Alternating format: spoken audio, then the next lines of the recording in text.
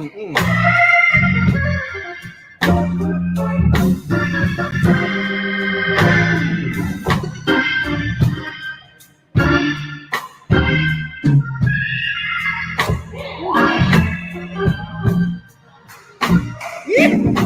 on now.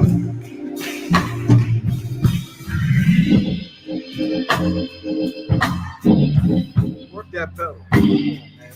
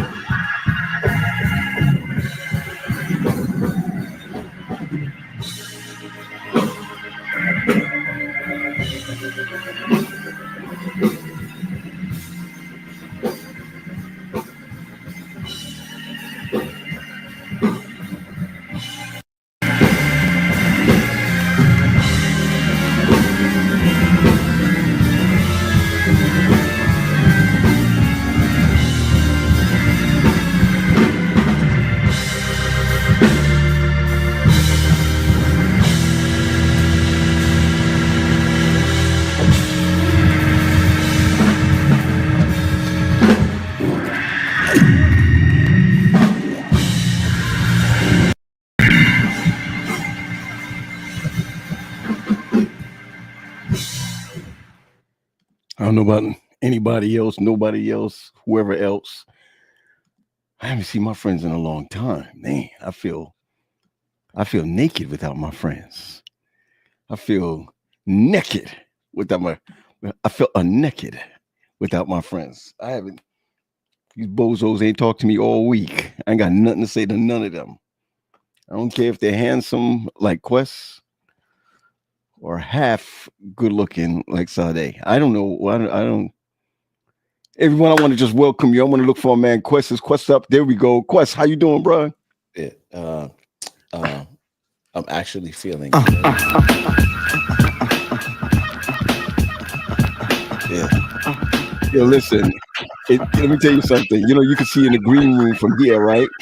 Yeah. You can see Armina got her hand like this, like don't do this to me today, right? Leah got that bounce like this. She got this bounce like this. Look at me, Quest. Like she got this bounce like this. But Sade, she, Sade is like a 80s kind of. She she's looking for stuff like they're not like us and all that. You know They're what I not mean? like us. I Right. need this. Wait, if I was working at the club, you would not pay. Hey, yo, my man Fife Diggy, he got something to say. I like them brown, yellow, Puerto Rican, and Haitian. Yeah, I Haitian don't want to. You know what I'm saying? Name is Jay Nation. Quest from the Zulu Nation. nations. Siemens Well, Furniture. Let me tell you something, man. It was it's always good to lay eyes on you and Pat. I got to do that this weekend, even if it was for the occasion that it was. Yeah, You know what I'm saying? yeah. It was good to see y'all. I want to thank you and Pat, though. I want to thank you a lot because Nico was running around the house talking about you sorry jokers. And I said, come back here. Come back here for a moment. What did you say? And then he boldly reiterated, you sorry jokers. I said, where did you get that from? Oh, Uncle Pat and Paul said it. Uncle Patrick and Uncle Paul said it. I heard him on stage because, you know, he was on the cameras watching y'all. Right. He's usually locked in when he's doing that stuff. And so he said, yeah, I heard Uncle Pat and Uncle Paul say, you sorry jokers. I said, Yeah. okay. So I'm publicly thanking the two of you because now that's Nico's new thing. This is your thing. You So this is sorry where we were. jokers. So this person on right now, her name is what did I just say? What was wrong with me just now? Yeah. Man, I'm smoking tonight. I don't know what's wrong with my head. I don't know what's wrong with me. Yeah. Lou. Wow. No, man, no. Who you trying to remember? No, man, I'm telling you. Oh, shoot, what's wrong with me? What happened? I gotta take a drink, bro. Just give me a second. Well, shoot. Let me get one with you then. Mm-hmm.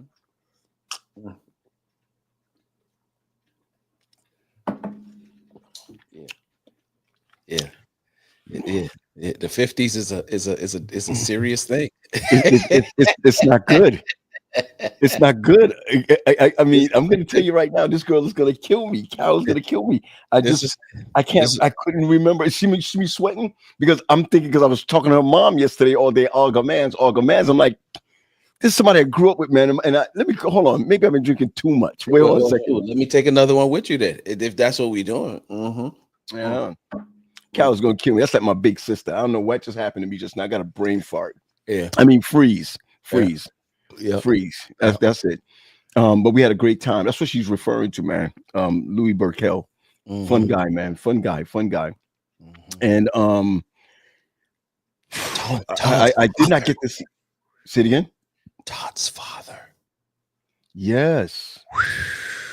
At that man's age, his voice is still. Yeah. Pristine. Raw Baker, man. Todd Baker's father. Yeah, still singing like that. I was trying to tell you, please tell him to lift the mic just a little bit. The man, he's got to be at least 80. 70 or 80 something years 80, old. Man, 80. Got to be. I'm sure he hit his 80s already. And his voice is still pristine. Mm-hmm. Anyway, I'm gonna give just a quick shout out to a small level of. This is just for Carol. Carol, I don't know what just happened. Maybe it's the heat in my house. I don't know what it is. But Pringles to you, baby. That's my big sister. I don't know what just happened to me. Listen, man, I was just telling everybody, man, that I missed my family this week. I went to Terry. I went to Atlanta. Praise God. But I didn't get to see Terry because I was with the family. Yeah. I was in with the family, then gone. Yeah. And so I missed Terry this week, man. But I at least coming up north, I got to see you, man. And man, I didn't know you live like that, man. You know. Live like what? I know you rich. All right, here we go. Oh, okay. I'm not rich. I'm blessed and highly favored. It's okay. Wait. Okay, here we go. Let's look here. Leah, how you doing, girl? Okay, Leah, how you doing, girl? I'm doing good. I'm looking at all. I had to check out your social media stuff to find out what you're doing because y'all were silent this week. I don't know what's going on. A little sip. Look. You know what I'm saying? Taking it a little light. Oh my goodness. Shouts out to Mike. That's the homie. I missed y'all for sure. I missed y'all for real, for sure. Yeah. And I'm fighting the lips, man, sis. You're killing me over there. You know what I'm saying? Mwah. Yes. You know, a little something for the people. You know how that. For the people. For the people. For the people. That's all right. That's all right. Anyhow, I just you know, it's always nice to see your husband get on social media and like something that I've said. Man. So I just want you to know, shout out to my man waking up to a different world. That's all I'm saying. Because your husband Negro can never do another bad thing in my life. You hear me? He can never do nothing bad in my as long as I'm here. That dude right there. Look, Quest, you got him on a whole new path. Whatever is in that hey, little careful powder, now. that Careful powder. now. Come on, careful now. Careful now. It'll do some stuff.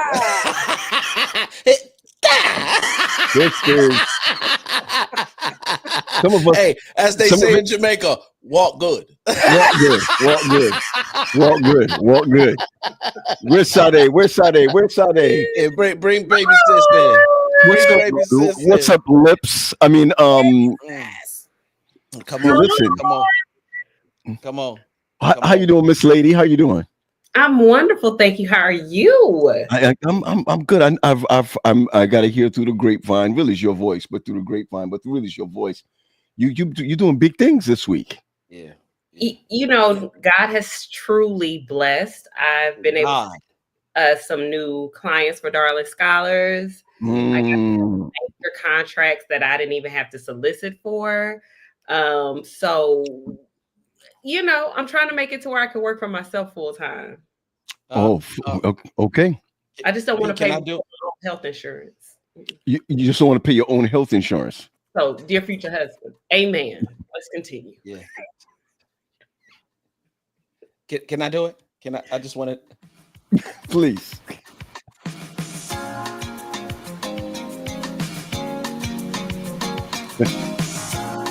See, y'all know nothing about that. Y'all know about that.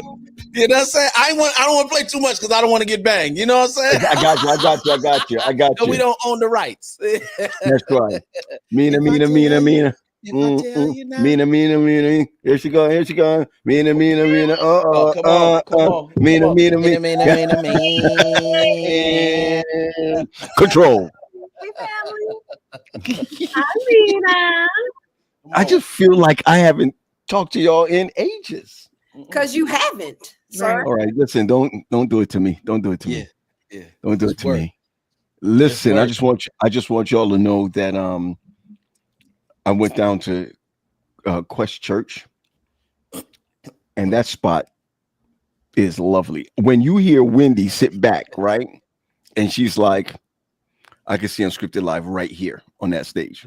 I said, oh, you're interested. Oh, I knew she was locked in. She said, she came over to me and she said, excuse me, sir, let me hold you by the wrist. It's some vision up in here. And I said, oh, okay. Yeah. So you approve? She said, yeah, it's some vision up in here. I likes. Yo, listen, man, tonight, you know, I'm looking at your faces like, what am I going to bring up tonight? Yeah. I'm scared. What? You're scared? Yo, today, I'm gonna tell you what happened to me today, and then I'll show you why I'm where I am.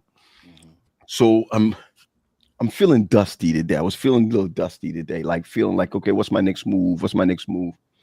And I get a call from the bookstore, really from this bookstore, and it's like they want to start their mental health. I know Mental Health Month is when, Armina, is it May, right? It's May, right? Yeah. Right. But they said they want to start a month early. Oh wow! So she hits me up, the lady from the store, and she says, "It's a bookstore," and she says, "Listen, we have a couple of books on display, and your books. Every time your books go out there, it's off. It always sells." I'm like, okay, like we need to keep replenishing them. I'm like, okay, I'm hearing you. She said, can you come down today and bring at least 10 just to start with? So I get down there and I put it down there, and she says to me, we want your book to be on display because resetting is a part of mental health. And I was like, resetting is a part of mental health. And I said to myself, wow, I've never felt so honored. And then when I bought the books to them, they were like, thank you for 10, but we're going to need more. Oh, wow. We're going to need more. Wow. Yeah. So I was just like, and then what a lot of people don't know is that I have a second edition to that book. The second edition of that book, Talk that talk, killer. Talk that talk, killer. Right. It's a red letter edition. So you have this one, which is regular, Did right? you say it's red light district edition? No, I ain't say the red light district. Oh, I'm sorry. I said red lipstick edition. I said red lipstick edition. That's what I said. And so the second one, is red letter. And the guy says to me, so everything in here is when you're talking about Christ is in red. Him talking. I said, yes. He said, I want more of those books right there. So I have both of them. And I'm gonna let you know this right now. Usually you don't really talk about what you're doing until it happens, and I get it. But in faith, man, I'm looking to finish my other one, which is 21-day reset, resetting your life. Resetting your purpose from the book of Judges. Resetting your purpose from the book of Judges. So I'm excited about that. But while I was in the store and it was talking about mental health, it hit me. I'm gonna tell you where it hit me. How many of our men deal with mental health, or not deal with it, going through mental health issues and don't know it, don't realize it, or even if they realize it, do nothing about it. I want to talk a little bit about that today and how it impacts so many parts of our lives. And so I was trying to get Pat to come on, because I was trying to get Pat to come on, but he don't listen to me past 9 o'clock, so whatever, I mean, him and Nat probably ministering. Yeah, ministering. Okay. Because when you experience mental health stuff, you need ministry, or you need to be ministered to. Oh, okay. Well, I want to share something with y'all real quick. I want to share something with y'all, and I hope I got it up here. Okay. We know what's your thoughts. What are you saying? I was just saying that maybe that's why you couldn't. Okay, continue. Yes, please. If there's anybody on right now, could somebody just text Patrick or online right now? Find him, text him, tell him he's well needed online right now. He's well needed online. No, we need to text Natalie. Wow, that was deep. That's heavy. Okay. We borrow him just for a minute. Wow. Just for a minute. All right, here we go. I want you all to look at this for a moment. And as you look at this, I'm share what your thoughts are. Okay, hold on. Where am I? Okay.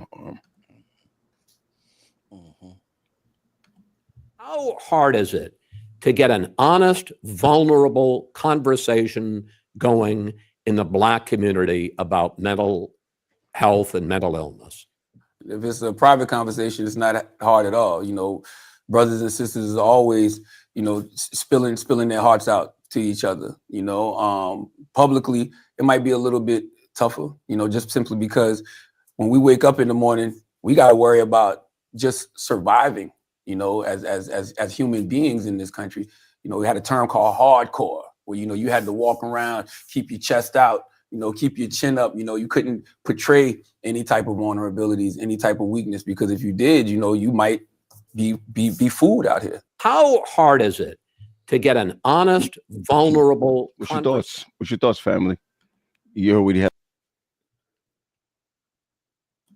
Yeah. What's your thoughts? So I just ran some stats really quickly just to kind of see what statistics are out there. Okay. I'm a factual kind of person. And so when we're looking at the use of mental health services, right? Mm-hmm. Only 1 in 3 Black men who need mental health actually receive it. Black men, what was the statistics on that? 1 in 3. Black men are less likely than white men to seek therapy or counseling. Wow. Black men are more likely to receive care in emergency or crisis situation rather than ongoing outpatient treatment. And of course, there's the stigma, and then there's the culture that pressures around those decisions. I got to tell you, I still have issues around that, and not just and for me, it's not mental health or whatever, but I think it's a mindset of it comes from I think sometimes it comes from maybe a Caribbean background of if you do this or if you get help, something is wrong with you. And I know I've learned so much. I've learned so much with you all concerning that already, but I'm recognizing that a lot of black men or men, right? Okay, don't get the help that they need, or won't even look at, or won't even see that it destroys families or what have you. I want to get your thought, Leah. Where your head's at on that? I mean, I do groups with black men in urban spaces, and oftentimes they have had exposure to therapy, right? Many have. They just found no value in it. Right.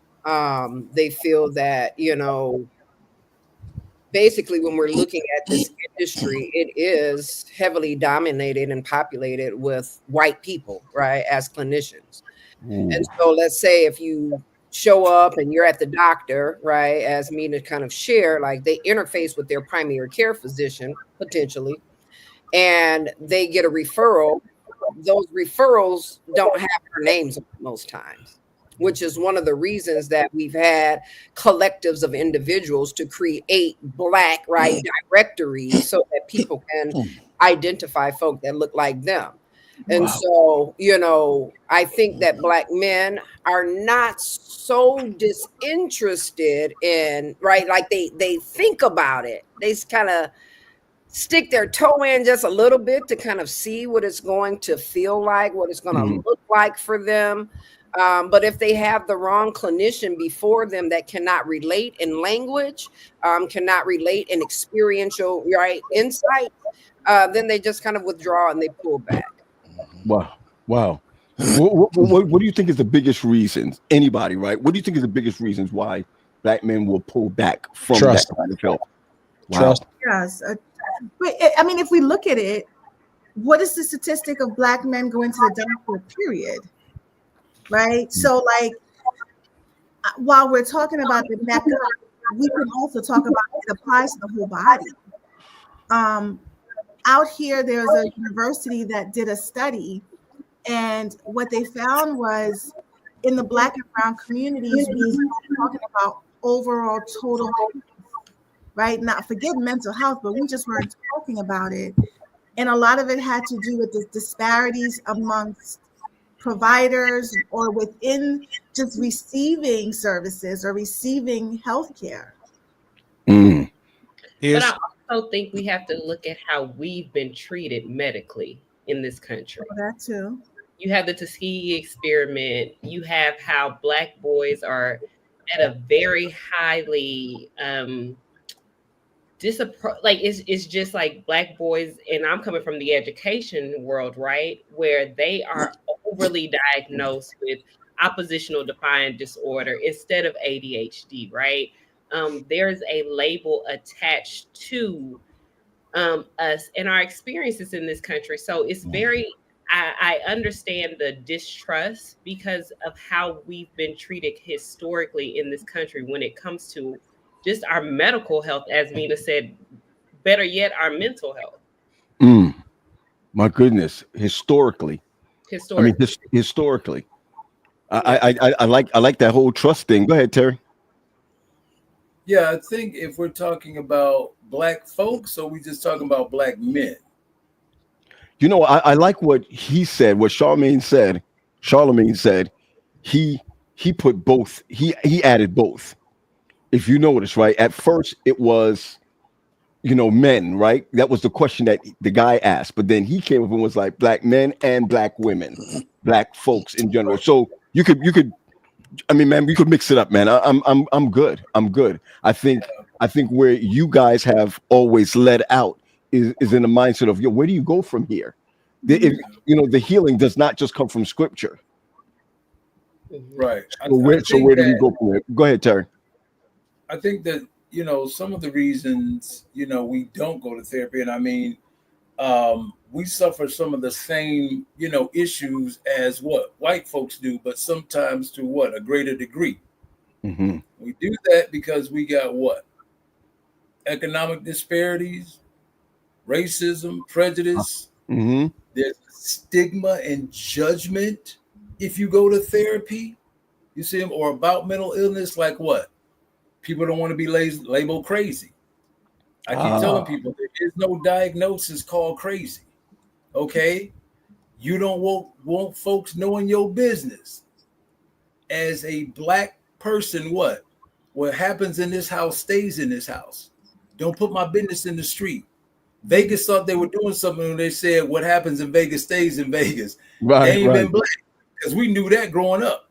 You know what I'm saying? We don't talk our business in the street, not even the family members. Okay. What else? You're embarrassed if you seek help. Oof. You're embarrassed if you seek, talk to God, talked about. Yeah, you can have Jesus and a therapist too. Okay. I say it's okay to pay and pray. Because guess come what? on. Because Patrick, guess we what? eat on here. It's okay, Pat. Take that bite. We eat on here. Yeah, we I'm about to say, you good as gold, bro. you Right? But here's the thing. Here's the thing too. Here's the thing too. Faith without works is dead. Mm. You can believe all day long, but unless you put it into practice, you see what I'm saying? Yeah. I'm gonna just sit back and I'm gonna wait on the Lord. I'm gonna wait on the Lord. And he's like, you need to move from that spot. You need to do something. Okay. Faith without works is dead. All right. Here's another thing. It's a sign of weakness for some people. Mm. It's a sign of weakness. You go into therapy, you must be weak. Okay. I think And oh, go ahead. I'm sorry. No, T, I was just saying that I think it's a flip side to it too, because you have people who are not familiar with therapy who say things like, yo, that therapy talk is annoying. I don't want to hear that foolishness. Or But see, back in the day, but back in the day too, Quest, black folks didn't go to therapy. That was for white folks. Yeah. That was for white folks. Now you have so many people going to therapy who are black. But the question is asked about black men. We don't go, you said trust. That's a huge piece of it. But it's also, too, we are taught as men to do what? Man up. Man up. Don't what cry. Are you going to therapy for? Can I just Man ask, up. Terry, can I just ask you this? Because I think you may see this more in your practice. The whole criminalization versus care, right? Like when you think about Black men with mental illness, they're more likely to be incarcerated than hospitalized. Wow. When you see a Black man who have some underreported or not diagnosed mental illness or untreated depression, let's say, we see them as anger or irritable. We don't see mental illness. So the stigma on just Black men in general is very alarming. So my question to Terry, though, is in the kind of work that you do you typically see the criminalization versus the care?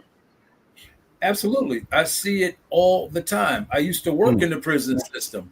I see it all the time. And you look at it as like, okay, why is this person locked up? Why is this person locked up? So Terry, you're telling me that there's some people that would be locked up. You're telling me, Terry, there's people that would be locked up, Armina, because there is an issue mentally, there is an issue there, and it's been overlooked for a jail cell and possibly no help either?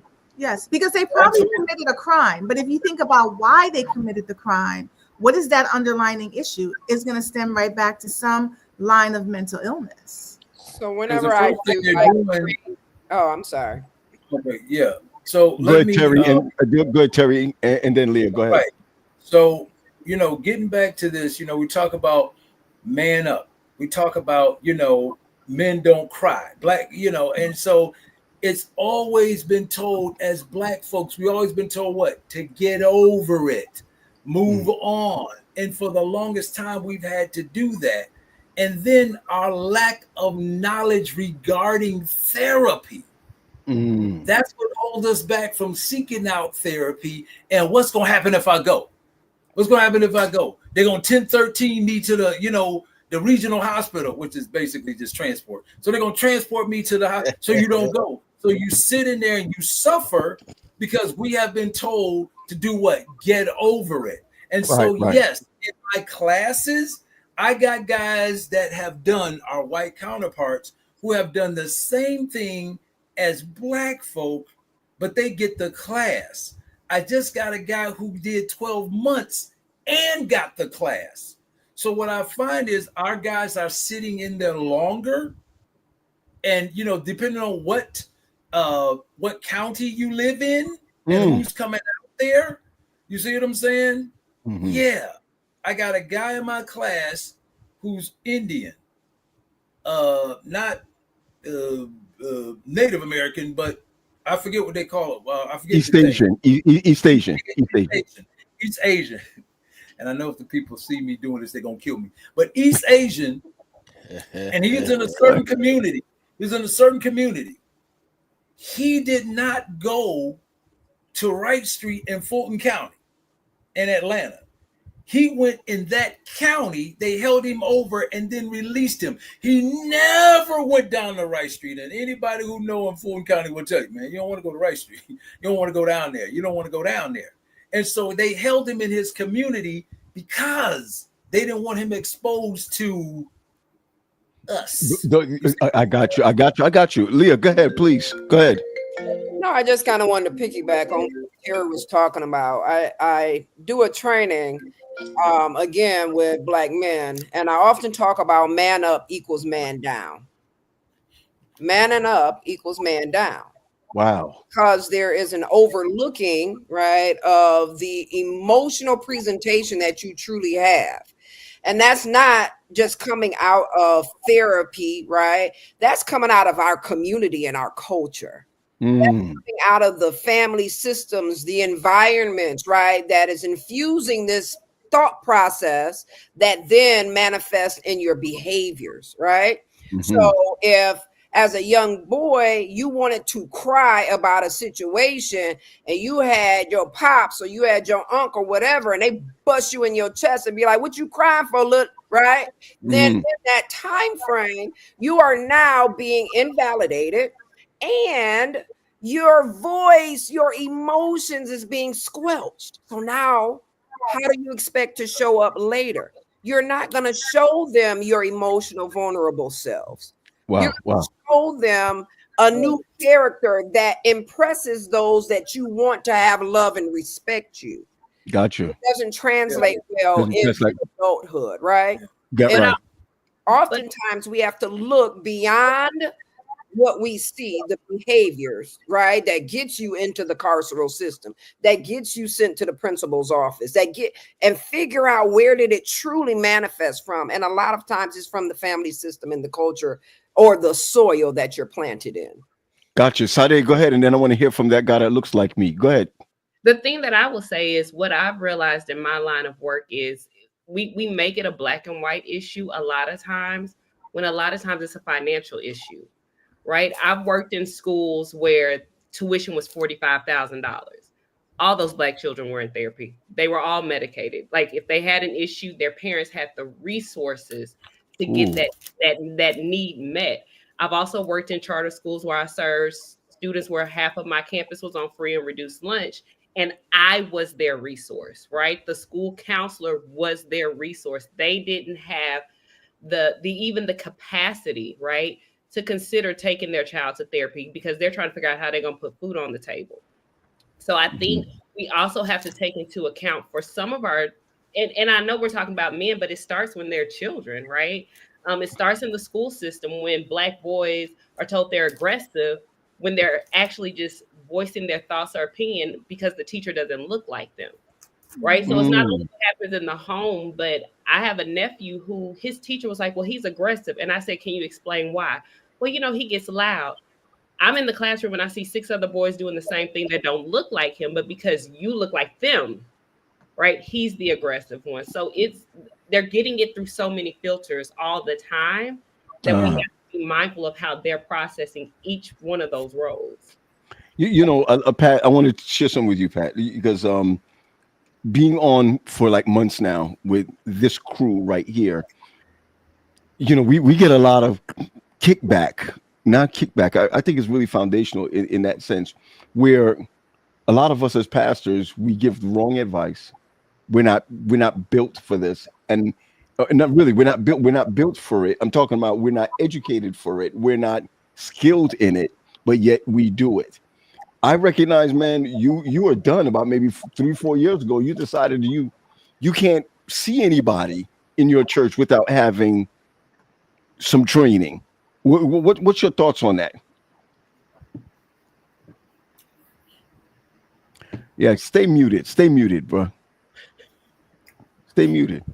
I just move your mouth and I'll talk for you. Thank you. We commit spiritual and mental malpractice out of the pulpit. I literally, when I finished my master's, I wrote on Facebook an apology to my church, all my churches, or anyone who I've ever spoken to think that I can have a conversation with them to help fix whatever problem that they were going through. Ill-equipped, you just don't have it. And I'm not putting down schooling, but you need experience to be able to even reel that off. I still have years to go to be able to mix both. I'm not putting my learning down. I'm not putting my schooling down, but there's a difference from being in the batting cage and actually being on the field. And I think that matter of fact, I posted something today. I said in mental health counseling or whatever, mental health, that I said that the client is what did I say? The client is the expert. The client is the expert. See, we as pastors with the personalities that we have, we want to do all the talking. You just want to talk. We want to talk. We're pulpitizing or pulpiteering. And really, we're not listening to what's happening.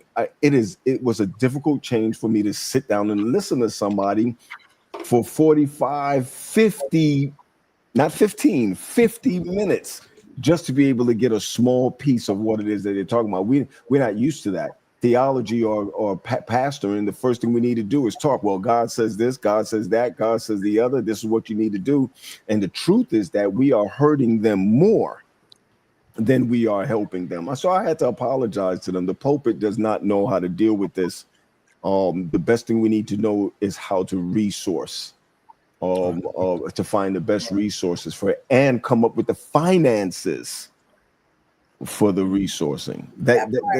So if you really want to be have mental health ministry, you have to be able to say, and so those of you who are therapists and all that can get with this, I always send them to 6 phases first. If you're gonna, I have a problem at church, they come, they talk to me, we will pay for 6 sessions. You know what I mean? Give them a number or something like that they can that they could move towards. Because the truth is, I mean, I count myself doing this for 2-3 years, and I have not even scratched the surface. Let me tell you what I mean by scratching the surface. I deal with depression and anxiety because it's a part of what I go through, but that's still dangerous. It's better for me to go on to something else, so that I don't have to keep reliving some of the past things that have gone on in my life. So that's just one thing. Then you got marriage. Marriage and depression are not the same thing. So now I'm here trying to sign up on the Gottmans or whatever you want to call it, and see if I can be something great to everybody. No, you're not. You're just not. Pass it on to somebody else and pray for them. Let the experts. I got you. Terry. I'm glad you said that, because I've always said it, that a lot of times pastors do what? They practice outside of their documentable competencies. Yeah. That's actually what you're doing. You don't know. And like I always said, you end up doing more damage than good because you want to be all things to all people, and you don't want to show weakness to the flock. Well, my pastor didn't help me, but you know what? My pastor did point me in the right direction. You see what I'm saying? This is out of my wheelhouse. Let me put you over here. Now, I want to go back to something Sade said earlier about young boys, young Black boys being classified early. They actually do. And the first diagnosis they start out with is, what's that diagnosis? Oppositional defiant, which turns into conduct disorder, which Wow. turns into something else as they get older. And then they say, what we have here is a budding psychopath. Mm-hmm. That's how it starts. You see what I'm saying? He can't be controlled in the classroom. Did you ever think that your classroom was not amenable to this kid? You see what I'm saying? You can't sit down kids with ADHD, and I use that with inverted commas. Okay. You can't sit a kid down and expect him to do something that a kid that doesn't have that diagnosis, you know what I'm saying? He's sitting here and he's trying to do, like, you remember those little math sheets we used to get and maybe had like 20 problems on them. You know what I'm saying? They can't do that. Mm-hmm. Let's start with 5, take a break, come back, do 5 more, take a break, come back, do 5 more, where somebody else could sit down and just do all of the problems. You got to break up their day and then realize there's so much going on in his head that this right here is beneath me, man. What you're doing is beneath me. I need to be doing something else. I need to be out. I need to be playing. I need to be, okay, now let's do this. Let's tie math in. But a lot of teachers are not creative like that because they're on the old model of sit down, sit here, do work. Driving me crazy. I can't. Oh, he can't sit still. He got a problem with sitting still. Who had that problem in school? Everybody had that problem in school. Right. Except Armina. Except Armina. No, it's so great. Can I just share something with y'all? Yeah, and then I'm gonna come to you, Sade. Go ahead. I want to share 2 things. One is I reached out to my primary care doctor this weekend and said, listen, man, so the older I'm getting, I'm having a hard time focusing. Can you give me something that could help? She said, we don't do that here, but I can refer you to a psychiatrist. I said, thank you. I don't need the referral. Because in my head, that response had everything to do with the stigma around being on medication. And I know we're not even talking about medication tonight, but that is also something to maybe put that on the back burner. But in regards to kids being diagnosed, and it depends on what state you're in and what region you're in. So in a particular state I used to live in, the kids who lived in the county all were diagnosed with autism. And the kids who lived in the hood were all diagnosed with ADHD. However, a lot of the ADHD was more trauma. It was more PTSD. It wasn't ADHD. It was just a symptom of the trauma. But it was just easy to diagnose them all with ADHD. So I said to a psychiatrist, a child psychiatrist, I said, tell me something. Do you see this too? She said, oh, yes. And she said it as if to say it is a known fact that this is what's out here and this is what's happening. So my daughter has issues eating. I don't know where her trauma for food comes in, but she only eats a particular thing to the point where we literally had to get her occupational therapy to figure out like what's going on with the food. Her occupational therapist said to us, we can write a letter to the school to allow you to send the particular foods that she eats, and then the food will have to accommodate that. Again, my spidey senses went up because that letter then turns into what we're going to call a 504 plan, which then goes into her record and follows her all around. So if someone, when she gets to middle school, if someone doesn't read that 504 plan and they just see a 504 plan, they instantly will think behavioral because usually 504 plans are associated with behaviors.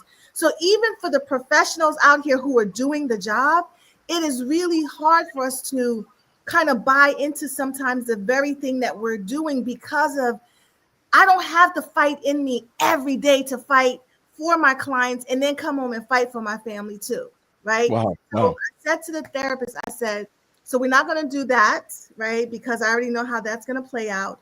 But I called the social worker at the school. I said, from one social worker to another social worker, how do we make this happen? What's the roundabout way versus getting this documented? So every now and then, it can be every day, but every now and then she gets pulled in. She eats with the social worker, and then she goes and plays with the kids for the rest of the lunch period. So I'm saying what Terry and everyone else is saying. Like, this is not just statistics. Like, I live this in Right. Sade, school, Sade, education, bring it on. And because of what Mina just said, that is why I started my organization. Because my goal is to help people who look like me understand how special education and how 504 are actually empowering for your children, right? These are things that if you know what to ask for, it is the best thing for your child. Because when I was a school counselor, I was over special ed, right? And I had so many parents who I would be sitting in a meeting and I couldn't say anything because I'm on the school side, right? And I'm sitting there like, oh, if they would just ask for this, if they would just ask for that. And after every meeting, I would tell the parents, listen, when you come in there, you are the expert on your child. You know what your child needs. You know what is best suited for your child. We are telling you what we observe. You need to tell us what you know. Wow. Right. And so literally, like, I sit with parents when I say every day, and it's what Mina's saying. Well, I don't want them to have a tracking record. I said, well, would you rather them have a red folder, right? Because that's what it's special ed and 504 is, this red folder. Would you rather them have a red folder or an expulsion? Right? Because that's the road that they're on. No, because schools are in the place now where they're like, if we don't want to deal with your child and whatever needs they have, and you're not willing to work with us, because that's what they phrase it as, when we don't want special education, when we don't want 504, you don't want to work with us. Then what that gives them the opportunity to say is, now we start documenting every time your child does something that we don't like. And this is a way for us to get your child out of our school. So it is vital, right, for us to dispel the myth. Right. Okay. But Sade, you also, what you're talking about, same document, but that document reads different for every kid, but it's entitled it's the same name, right? So like my Emmy is not the 504, it wouldn't be for behavior, it would be more on the OT side, occupational side. But when you see the red folder, right, because that's what it'll be, you're going to instantly assume something about that child unless you actually take the time to read that document. But I think that's where advocacy helps, right? Because when you have an advocate, right, in your corner, even if there's a red folder, now I can hold you accountable. Because if you don't read it and Emmy comes home 3 days and says, well, I didn't eat today, now I can hold the school accountable for not making sure things are in place. The other part of that is that when your child is dropped off at school, they are still your responsibility, right? I'm a big proponent of, you still have to follow up. It's a new school year. Let's have a 504 meeting. It's a new school year. Let's talk about my child's SPED, my IEP, because these are things that are important to me as the parent. Okay, so family. What we're hearing is, and I just kind of want to jump in there, is what we're hearing is, and is similar to what Mina is saying, is the trauma response or reaction from what has happened historically to our people. Mm-hmm. We don't trust much of anybody's system, healthcare, education, carceral, because at the end of the day, right, the Black community has found itself on the abusive end, right? A lot of times we talk about harm reduction. That is a thing that has to happen, because if you start looking at the data in any sort of systemic space, we always are on the bad end of the stick. We are the one that's getting, right, all of the issues. But if we can stop looking at it through the lens of history in its entirety and give ourselves the opportunity, what we're hearing from Sade is these things are protective. They're really protective. What white folk doing. Yeah. Wow. White people are having their 504s. Yes. They're having the IEPs, right? I remember when my youngest daughter, because she has a physical disability, when she was in one of our Adventist institutions, they came to me and said, you do not want her to get an IEP. I said, why don't I? If y'all don't figure out how to get my child on this IEP and give her the same opportunities that the rest of these folk are getting, I'm going to have an issue. So now after they found that, all of the resources that we would be all upset about and in arms about were now being laid at our feet.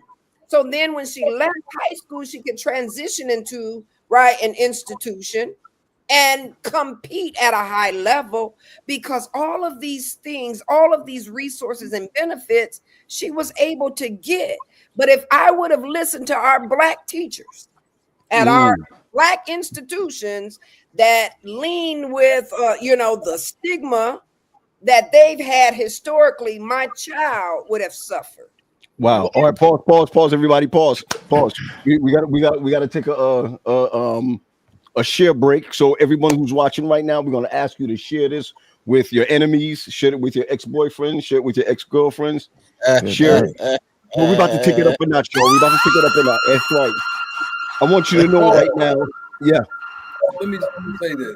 Okay. I want to read you something. Okay. I want to read y'all something. And y'all tell me who I'm describing.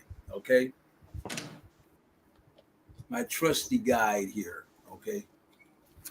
I like that book. I could deal with that book this week. Yeah, if it was gonna be something with Ellen White, I was gonna. I don't even know if I like that book, because we gonna see why in a minute. But here's the deal. This is what we got to use. Okay, this is what we got to use. Okay, tell me who I'm describing. I'm gonna just jump down into the symptoms. Okay, overlooks details. Over the past 6 months, have other people told you that you often overlook or miss details, or that you made careless mistakes in your work? 2, task inattention. Do you often have difficulty staying focused on tasks or activities, such as reading or lengthy writing? 3, appears not to listen. Do other people tell you that when you speak, your mind kind of goes elsewhere? 4, fails to finish tasks. Do you often struggle to finish schoolwork, chores, work assignments? 5, difficulty organizing tasks. Do you often find it difficult to organize tasks or activities? 6, avoids tasks requiring sustained mental activity. Do you often avoid tasks that require that? 7, often loses things necessarily for tasks. 8, easily distracted. Who am I describing? Everybody. That's boys. Everybody. No. Black boys in education. I was going to ask you if you had a camera in my house. That's Nico and Mason all day, every day. That's everybody. Guess what that is? That's ADHD, the definition. And a lot of people, I mean, mental health has been used and abused so much now that everybody's writing it when people are actually making themselves sick. Okay, everybody's a narcissist. Everybody got ADHD. Everybody is a psychopath. Everybody's gaslight.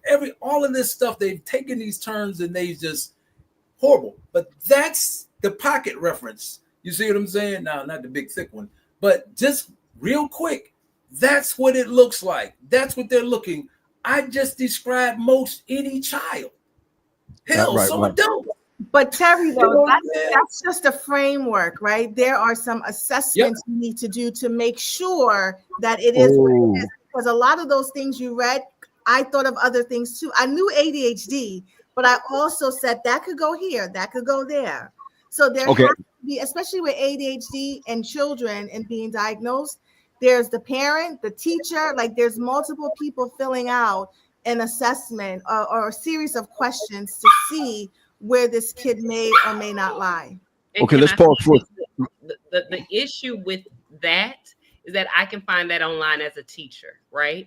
And if I can say, again, a teacher that doesn't look like a student, I'm going to a parent. I've literally had parents say, well, the teacher told me that they think my child is ADHD.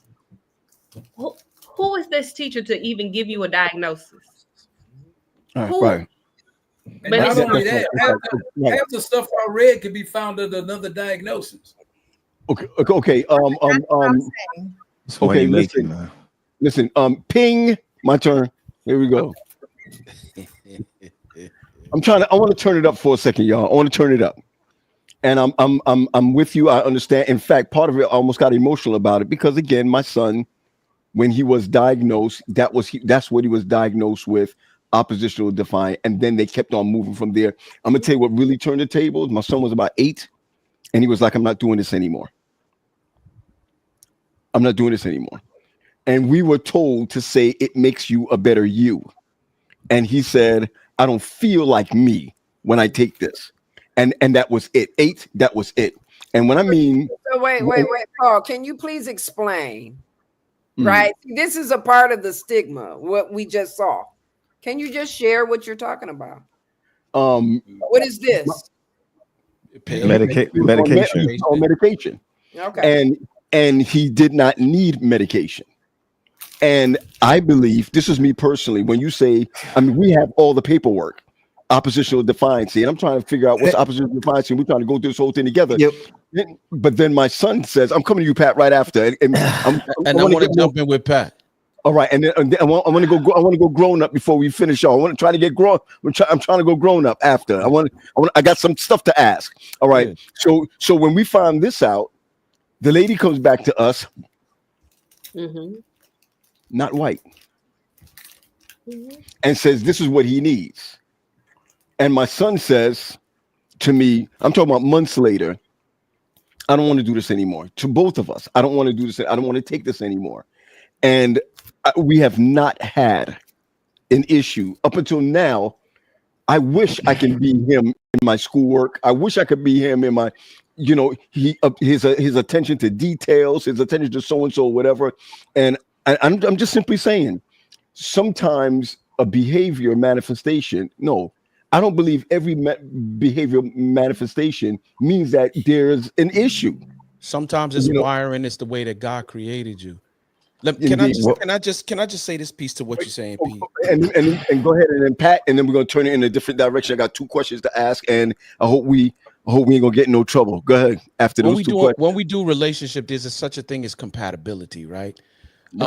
Just because you are the way that you are and the way that I am, and it clashes with one another, right? And we don't make good relationship partners, don't mean that there's anything wrong with you or there's anything wrong with me. It just simply means we're not compatible, right? And so when you have children, from what I've seen, because when I was coming up, my teachers would be like, yo, he does a lot of talking in class. Isn't it strange that I get paid to talk now?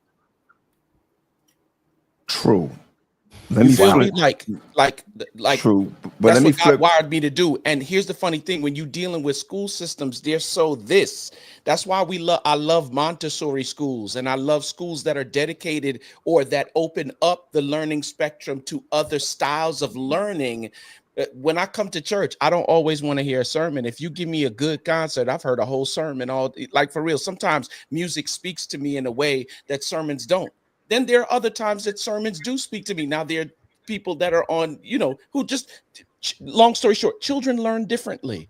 Not every student learns the same way. So when you have this structured thing and it's so narrow, when they don't learn within these, these parameters, when they learn outside it, then you start labeling them of, oh, they're ADHD, or, oh, they're this, or, oh, they're that. When it's simply that they just don't learn within the parameters that you're teaching. And that's long and short. That's it. No, I got you. Quest, I want to flip this on you real quick. Yeah. Sometimes it's not the medication that you need, but remember, it's the environment that you're in. You have a lot of kids who's Fruit Looping to school in the morning. Yep. Who's cornflakes with extra sugar in the morning. Oh, no doubt. Who's syrup in the morning. No doubt. Who's Kool-Aiding in the morning. It's the environment also that breeds for them to come to school already in a hyper stage. So you have to look at all of that. Their parents are going to sleep at night or not at home, so they're watching TV till 3 a.m, and then to get up at 7 a.m. It just depends where it is, and because I'm going to tell you this, meds are good, right? But meds are not there for it to be sustainable for your whole life. Come on. Right? You're supposed to be on it in order to take you to another level in most cases. in most cases. It takes you to another level, but the people who are dispensing the medication are now looking towards getting paid and not putting you on some type of plan. So there's a difference that's there. So I go to a psychiatrist and the psychiatrist says, here, take this. Remember, in most cases in therapists, you can help me with this. Meds sometimes can take up to 6 to 7 months for you to be able to know which is the right dosage. If it's not the right one per se, you know what I'm saying? So those are the things that we need to be careful of, that first of all, we can't lump everybody in the same boat. My child went to Adventist schools. Oh, go ahead. Oh, my child. I didn't want to answer. I was just holding my hand up. Oh, my child went to Adventist schools, and there was nothing that they could do for him. Nothing. Then, as a black father, I didn't believe the diagnosis. That's a whole different show as it is right there, right? Trust. I didn't believe it. It's not even trust. I didn't believe it. Where did this come from? It must have came from his mother. It did not come from me. And whatever it is, you know, what did I? And then you have the guilt because side. there's shame, right? I was going to say there's the shame, guilt side. and others it's guilt, right? Guilt. What And did I so- drink? What did I smoke in school? What did I do this? What did I that? Why this happened to my child? And so the real thing is, and I'm coming with it right today. I'm doing, and for all of y'all who are licensed, I'm doing coaching with some students, and they just bad. And I'm going to use that because I don't want to go in any other word. They just bad because that's the only attention they get. Right? They're brilliant. They're smart. But if I don't do this wrong, no one's going to pay attention to me because they don't have it. They don't get that. You don't pay attention to them at home.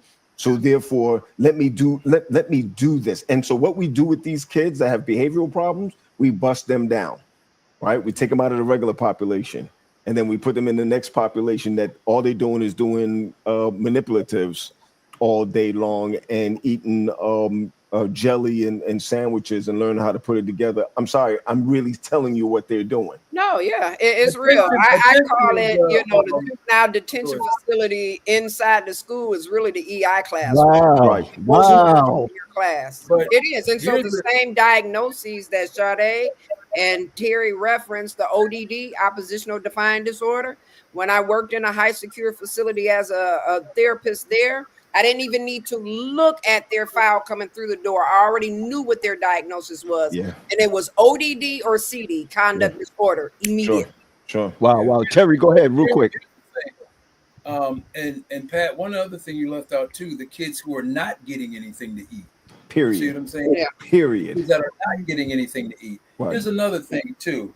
A lot of people don't realize. People are like, yo, don't give them that sugar. Don't give them that sugar. It's going to make them, sugar. There's no connection to sugar and ADHD. Believe it or not. That's true. There's no connection. Here's the thing. When we gave him that candy and then he bugged out.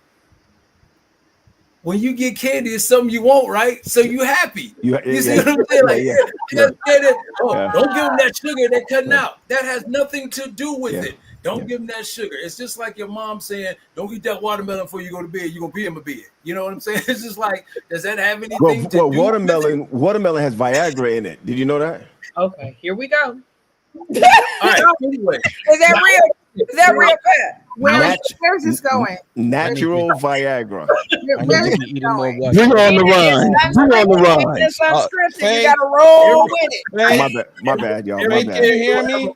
Every man gonna have some add watermelon to the shopping list.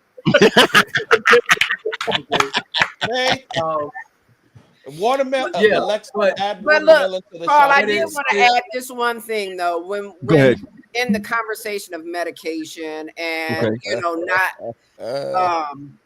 knowing how long it's going to take to metabolize and be able to do, adjust, titrate up, titrate down, whatever it may be.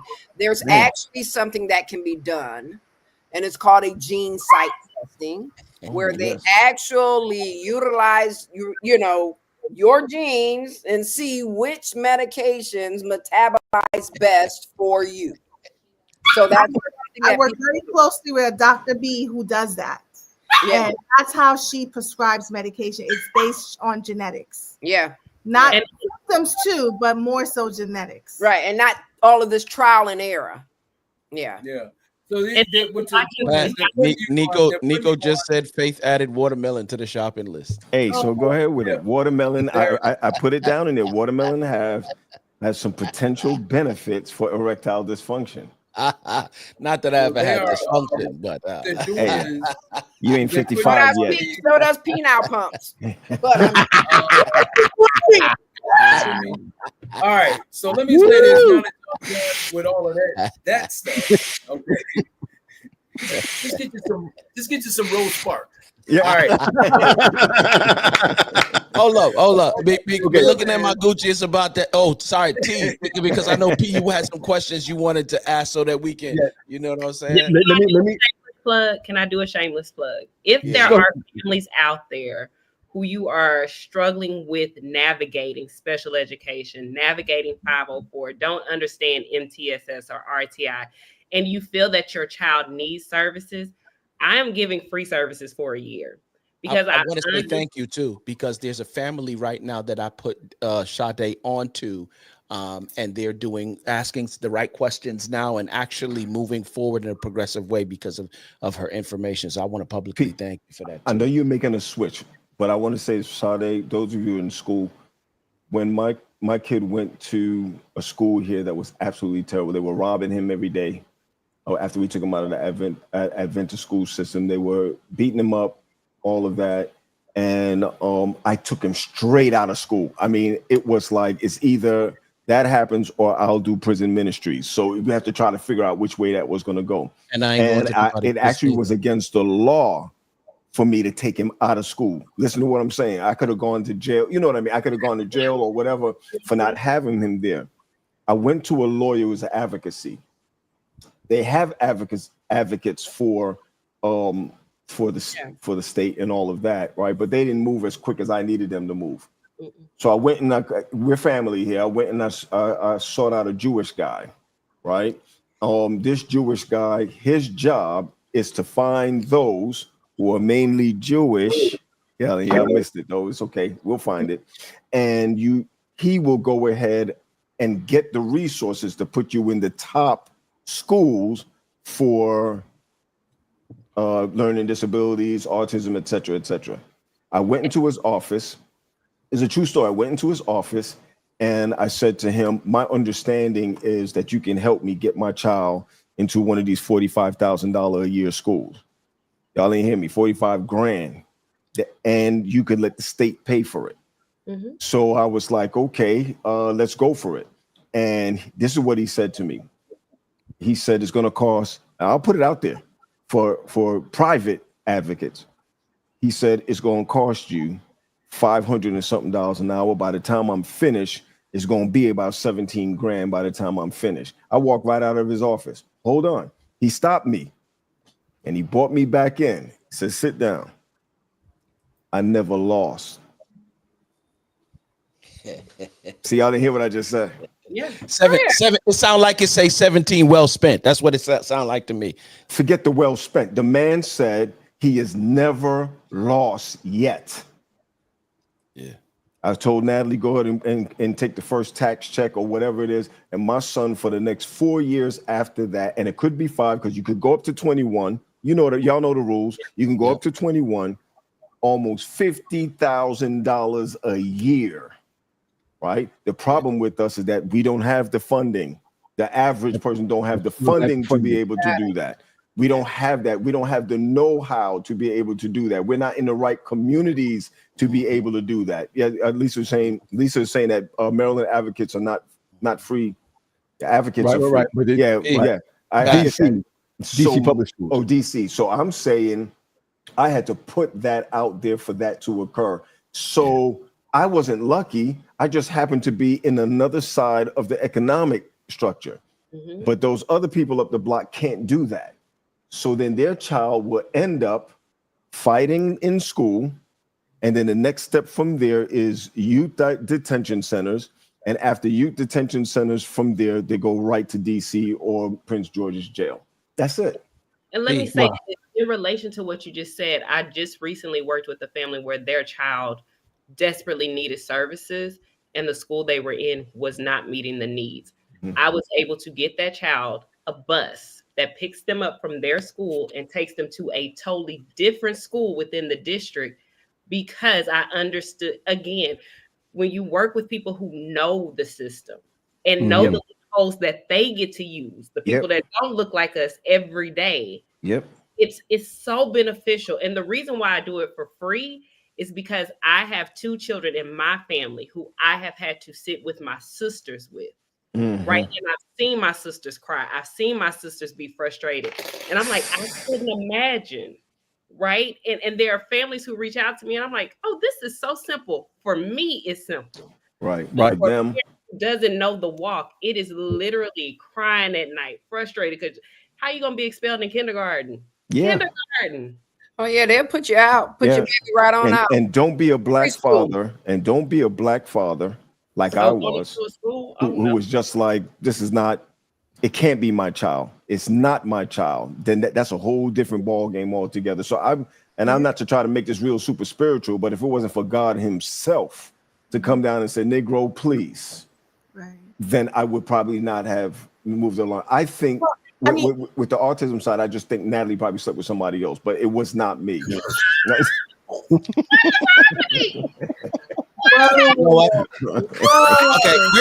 right there, Paul. I need you to go ahead and take this up one more notch. Why is Armina upset? Why is Armina why Armina? Why are you the advocate of all advocates? She's upset, Pat. Look at that's your face. No, it's my baby. It's my baby. It's my baby. For those who don't know, Natalie is Trinidadian, and Trinidadian blood, when it gets crazy, can get real crazy. So do me a favor, just take this up the next notch. And I want Nat, I had no part in this. I just wanted to know. Pat's on a roll tonight. Please. Go ahead, Armina. And then I want to share something with y'all. Go ahead. There is major stress that kindergartner goes through every night. Thinking about what the next day is going to be like. And sometimes those behaviors at home look like they're just being bad, right? But the reality of it is they are petrified to go to school the next day. Wow. So we sit here talking about the adults, right? Like how we feel and how we dealing with it. But those little people who have no way to manage their feelings and their emotions, half the times they can't even say how they really feel. Armina, they're not eating, they're wetting their beds. We're mad at them for wetting their beds. We don't know why they're not bathing, they're peeing themselves, they're defecating on, and we feel like there's a big problem. Armina, you hit it right on. Here's the whole thing too, though. We can't put everything off on the school system. Let's be fair in the conversation. That's what I was about to say. We can't do that, right? And we can't put sometimes everything off on the familial system, right? Okay. So we have to draw it from a space of balance, because if we point the finger all the time and say the home life is the problem and why this baby come to school, then we will not, or will miss the fact that no, it is this instructor or this teacher that's showing up with bias and treating my child a particular type of way. But that happens all day long, where the blaming game happens, right? It's like the school blames the parents blame the school. And half of the times, you're right, each party has a role to play in it. But all it takes is coming to a table and just having a discussion about what is in the best interest of the child. It doesn't always look like that, Mina. And I guess I say that because when I worked in community mental health, right, I operated very much like Sade. And you sit at that table, and it is not always a welcoming space where just a conversation will squelch everything. No. I've had to bring in student advocacy, right, from the state of Michigan to be able to advocate on behalf, right? All of us coming in there trying to force movement, and sometimes that still doesn't work. So I don't know. I guess I wouldn't, say that it's that cut and dry. But you're right. It's not a cut and dry thing, because of the simple fact that each person believes in their own idea of what is happening. But the thing that I tell, I'm sorry. Go ahead. Finish, Armina. there is this idea of like, we do need to advocate. This is why social work exists, you know, and as much as I'm a mental health therapist, my first job is a social worker. There are many times my sessions turn into advocacy more than tell me what's on your mind or what you're going through. Gotcha. Yeah, I was just saying that a conversation doesn't always end it, right? Is sometimes you do, and I think I saw it in the comments. Somebody said sometimes you might have to just move your child up out of that particular system. And sometimes, like the way my advocacy program works is the family is mine for the entire year, right? And so what I have to do is teach the parents how to parent their different child, that unique child, right? So if the IEP says that he gets extra time at school, what can we give him extra time for at home? Because the child has to have a fluid experience, right? So if we're expecting the school to do their part, you don't get to go home and just do whatever. Now we have to change how we interact with this child so that they're learning a skill set. That is what a lot of parents do not have the knowledge of, is how do I teach my child a skill, right? I can teach my child part of my family, but how do I teach my child how to advocate for themselves? How do I teach here's the thing too with that, Sade. Here's the thing too with that. Teaching parents, a lot of parents like, I don't have time for that, and they send the kid to the school so the school can raise the kid. You see what I'm saying? When they come home, they want them to already know what they need to know, and so that causes a problem. But here's the thing, and I've created many of these. I did it with my own kids. I created a token economy system. You see what I'm saying? I went into school. I went into the school and created it for a teacher. I was so shocked. Here it is. You got this teaching certificate and you can't deal with your classroom. I did it for my child, or sometimes you can call them, a grab bag. I went and got poker chips. I put prices on all of those. Went out and got everything that he liked and put it in a store and said, now, this is what you earn. This is what you earn every hour on the hour. This is what you can earn to be used. You see what I'm saying? Who gives that? At the teachers? The end of the day. Teachers, yeah. They can. The teachers give it? At the end of the day. So Okay, the teacher's like, oh, you know what? I caught you doing good. Here's a chip. Here's a chip. And it has a value on it. So when they go to shop in the school store or the room store, they look at all the things that they can get and they change it. They exchange it in. And it's also being done. It's being done at the end of the day. You see what I'm saying? Because it's going to lose its value if you wait to the end of the week. Sure. You do it at the end of the day. These kids are now learning how money works, how, give and take, all of that stuff works in the system. And once you give it to them, once they earn it, you don't take it back from them. You see what I'm saying? Because they earned it. You can't say, well, I'm taking a token because you did whatever. No, you've earned it. So that way you set up these systems, and a lot of that will cut out all of this foolish ADHD stuff or whatever the case people are dealing with. Let me put them on a token economy. So let me put them on a grab bag. Yeah. I had one at home. Just a for my goal, son. some type of goals to be able to meet. And you reach in the bag, and whatever you pull up, here's the danger in that. Whatever you pull up, you gotta do in that moment with that child. You can't postpone it to the weekend. You can't postpone it to when you want to do it. You have to do it then. And a lot of that will modify behavior, and a whole lot of the other stuff where the teachers are not getting paid. They this, they that. I don't care. I just got to push you on because no child left behind. And guess what? What you discussed earlier, Pat, was the squeaky wheel gets the grease. That's the deal. So I got to focus on this, but I got all these other kids. Let's just send them over here to the special needs room or whatever the case may be. They got to think, these teachers, and I'm not putting teachers down, but I'm saying they're not given the tools.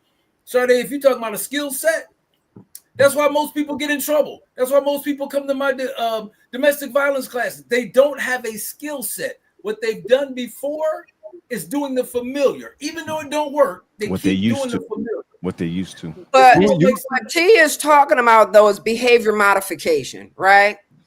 We can modify behavior, and it is, right, a model that we utilize in the area of psychology. Beautiful. That still won't deal with the emotional Yeah, you know what? There's no end all to Right. anything that we're talking about because, you know, the best thing of this, the best part of it, I remember being in school and they said social workers don't like the therapists. I remember we were in a class and they were saying that social workers don't, and the social work people was like, "Oh, we don't have a problem with them. We don't have a," because because the social workers go a little bit deeper into. We don't like y'all. That's the truth. I hear you. I hear you. I'm good. I'm good.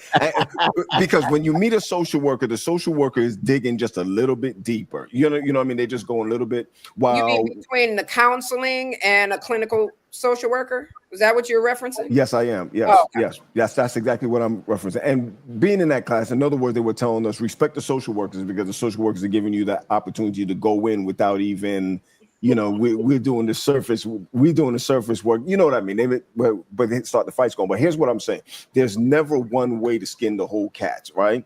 It's almost like church. You go in and you preach a sermon. Whoever catches it, you hope they all catch it.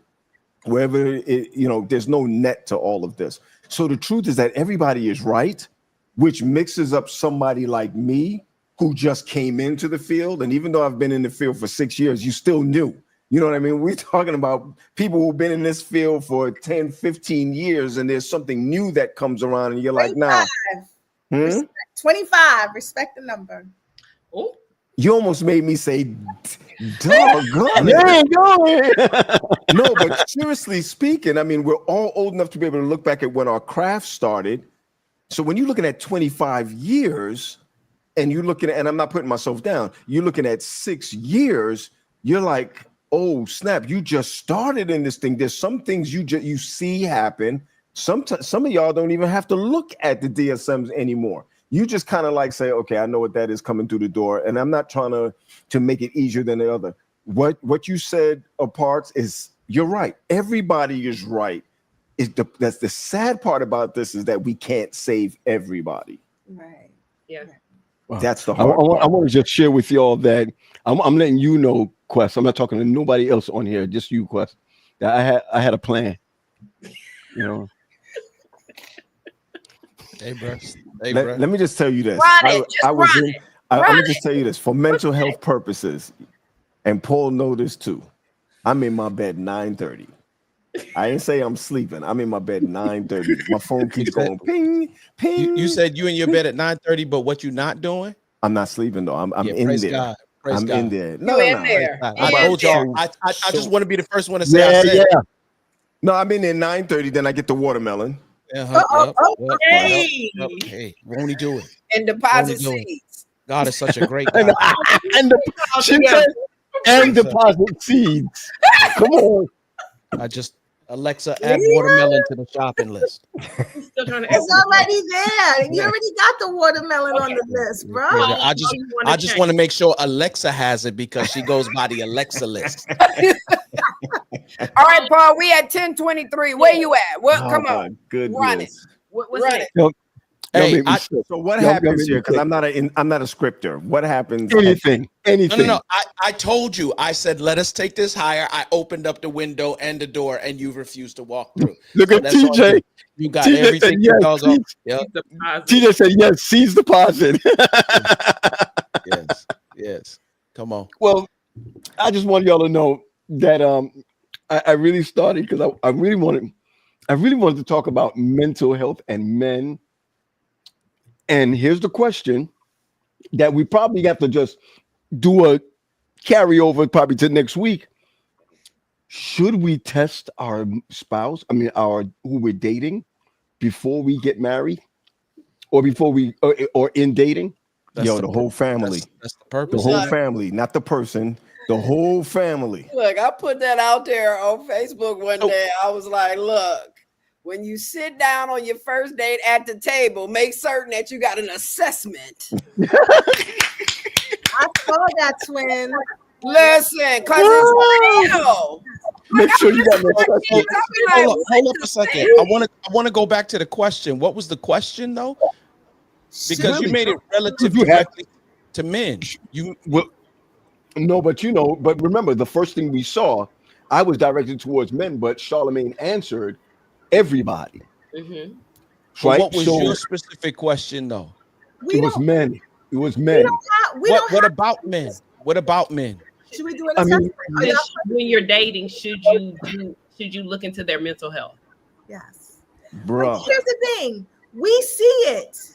If it's there, we see it. But the question is, do we sort of skip it? Like, do we say? Yes, we see the red flags and still We be like, see it. nah.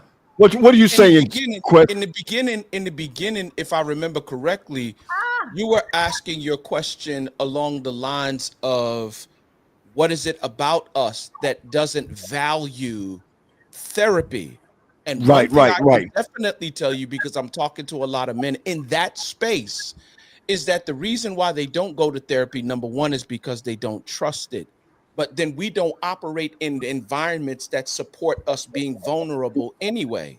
Because most of the men that I talk with, and what I'm about to say, I'm not saying to tear women apart, but a lot of times when they discuss being vulnerable, the general consensus is, I'm not vulnerable because when I open up and I say my piece, either what I say is used against me later on in a challenging situation. You're correct. Or like whenever I open it, the conversation is then turned around and it then becomes more about her than it is about what I'm expressing.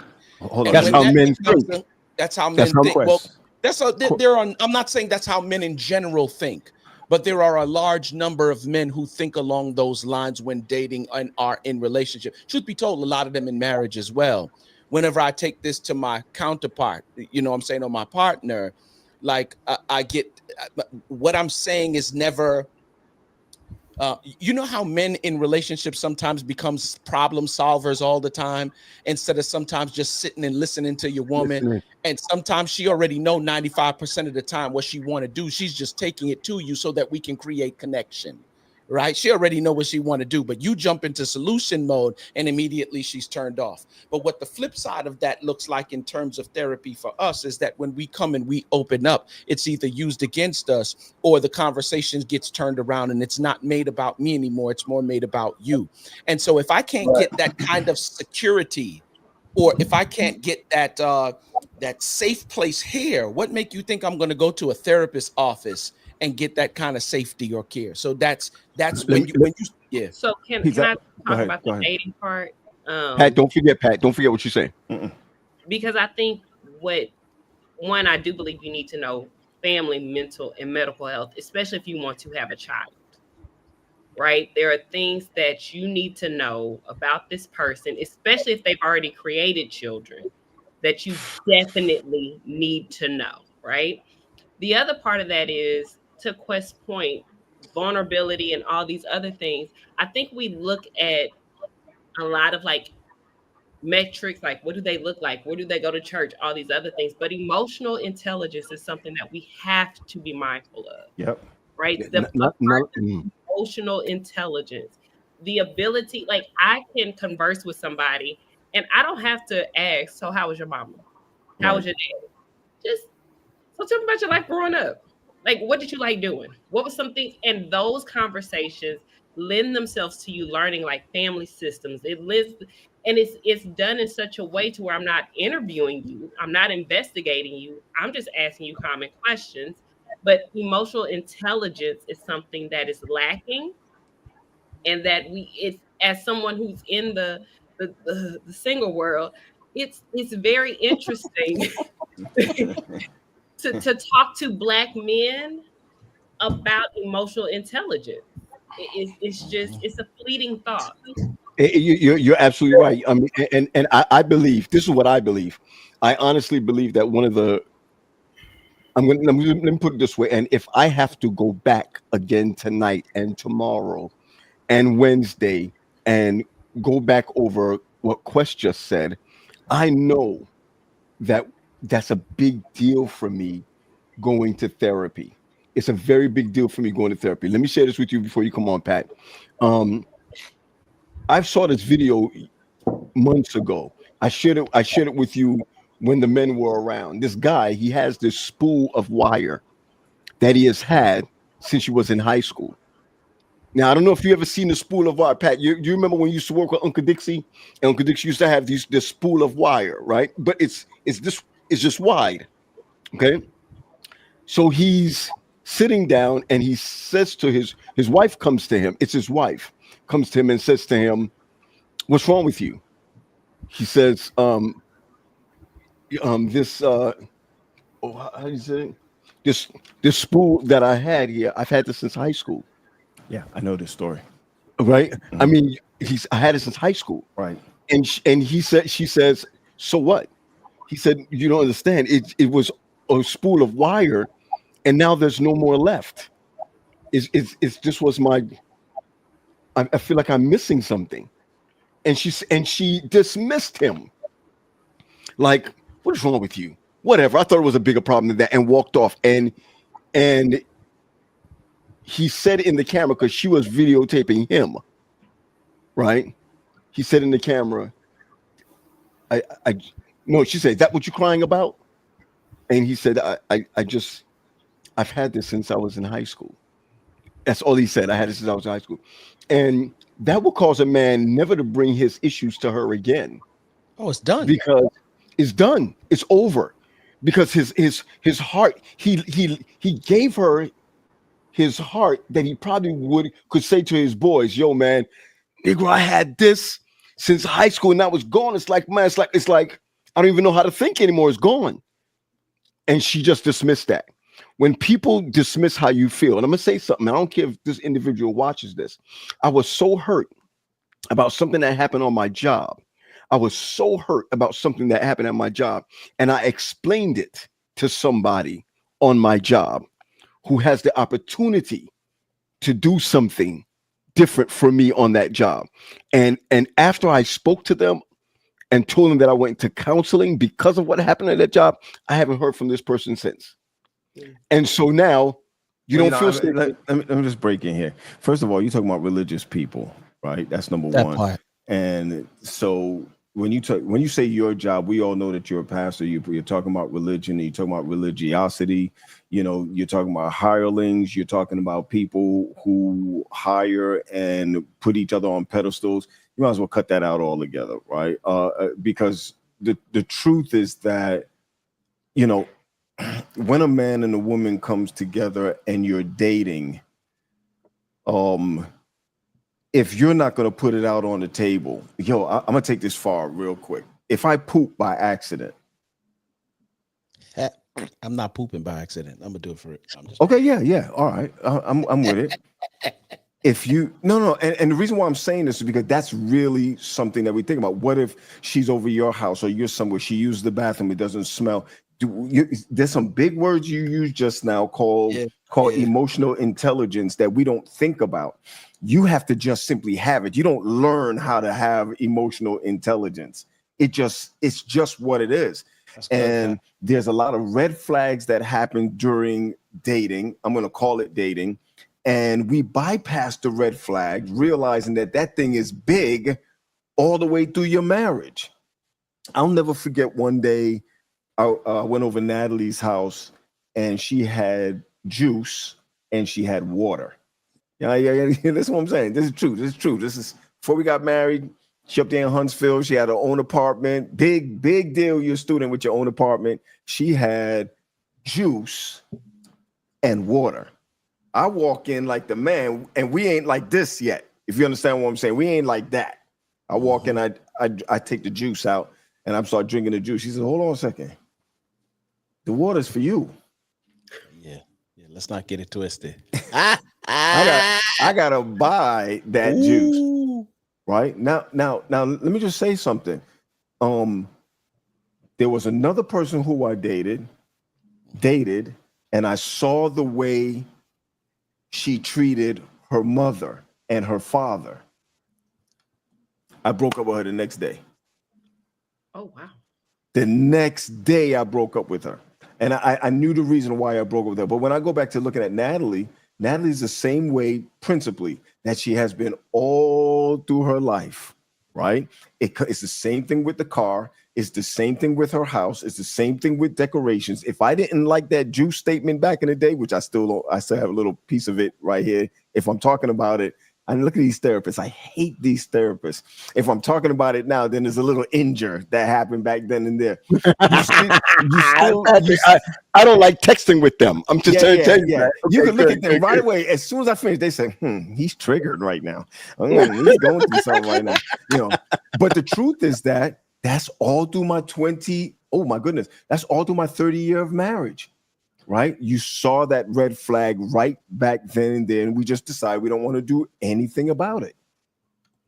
I think where I'm getting at. Peace, let me say this one more thing. Desire was more for you to have whatever it is that you were seeking than it was to identify and really honor that red flag. It took me a while to get that too, but what happened is over here it's not called red flags, it's called red lips. It's called red lips. Red lips. My. But check this out. Natalie did not like the way we as a family spoke to each other at the dinner table. Y'all, if you hear the Graham family at the dinner table, it reminds me of Eddie Murphy and it reminded me of that. And she was like, I cannot believe that you guys are talking about this, that, and the other. There's a lot of red flags and emotional intelligence that we have to hold on to before we start getting into it, because the truth is this, and this is the blanket statement right here, and I'm out on this. You can't change anybody. That's it. That's what my dad taught me as a young child. You cannot change your soul. Nope. So whatever you sign up for, you better be ready to eat that. That part. However you put it just now, that part. Can't change it. And let me say, don't worry about it. You catch me later. Go ahead, Sade. When it comes to dating, one thing I've learned, right? Oh, she's single, right? Yes. Is that that's why she's still dating, Pat. That's right. Yes, Pat. Follow us. The red flag. Emotional intelligence. The red flags can be flying, right? But a lot of times we don't believe God has anything better for us. Wow. So we will accept the red flags instead of saying, you know what, I'm good on it. Let me trust God for something different. Let me trust God for something better. Now, let me say, nobody's going to be perfect, right? True. Nobody's going to be perfect. True. But there are a lot of people who are trying to be God to somebody in hopes that will change them. If I love this person, if I do enough of this, if I provide this, then these red flags will no longer be valid. But what it's really saying is, God, I don't trust you with this part of my life to do what I want. So I'm going to just deal with these red flags and say, it's okay. Y'all talking about God on here, Paul? Practice, we say we trust God, but at the end of the day, how much? There you go, sis. There we go. Now we're talking. And let me say this right away. It's what Suzanne said. What's the advice for the divorcee? Get an assessment. Nah, you know what? Y'all making jokes about it, but that's a real thing. Yeah. Here's what it is, right? And this is the reason why I'm saying people are not talking enough prior to marriage, or really and truly prior to relationship. You look good, you appeal to me. I look good, I appeal to you. You know what I'm saying? And literally, it just moves into husband and wifey. We smashing, we living together, we doing all of these things, and the red flags are flying all over the place. But because the D is good, or she putting it on you the way she should, you look past the red flags, and then boom, I do, and then happily ever after. The only thing is that we don't live happily ever after. I'm not talking to the ladies on this one. So the reason why you saying is to take an assessment, because some of you really need to know who the nature of you is. You don't even know who you are as how your wiring is. Enough to the point where you could actually and successfully be in relationship with somebody else. Then when you get what you get on the back end, you mad. Listen, you're not mad. Let's be careful here, okay? Oh gosh. Talking about assessment. You can look online and find an assessment, okay? We have to give context about the assessments. So go if ahead, we do a whole show on like, what are some things to do? What are some questions to ask? we should do that. Because if I hear go do an assessment, I'm gonna Google an assessment, and best believe Dr. Google's going to we could take the deep dive conversation on what an assessment is, but I think for the most part, just from a foundational perspective, you need to know who you are as an individual. We can dive deeper into all of that. Bro, don't fight me on here. Okay? No. I'm not fighting you on it. I'm not fighting you on it. No. I don't want to be mistaken. Let me be very clear. I'm not fighting you on it because No, because I know that like there's a part to this, right, from a clinician's perspective that allows you to go a lot deeper, right? I'm saying from a foundational level, because you got to start somewhere. You know what I'm saying? And before we go deep, you see the comment? No, ma'am. You give me an assessment, I'm out. I'm not even sitting out there trying to do. Sade said it the right way. No. I get it.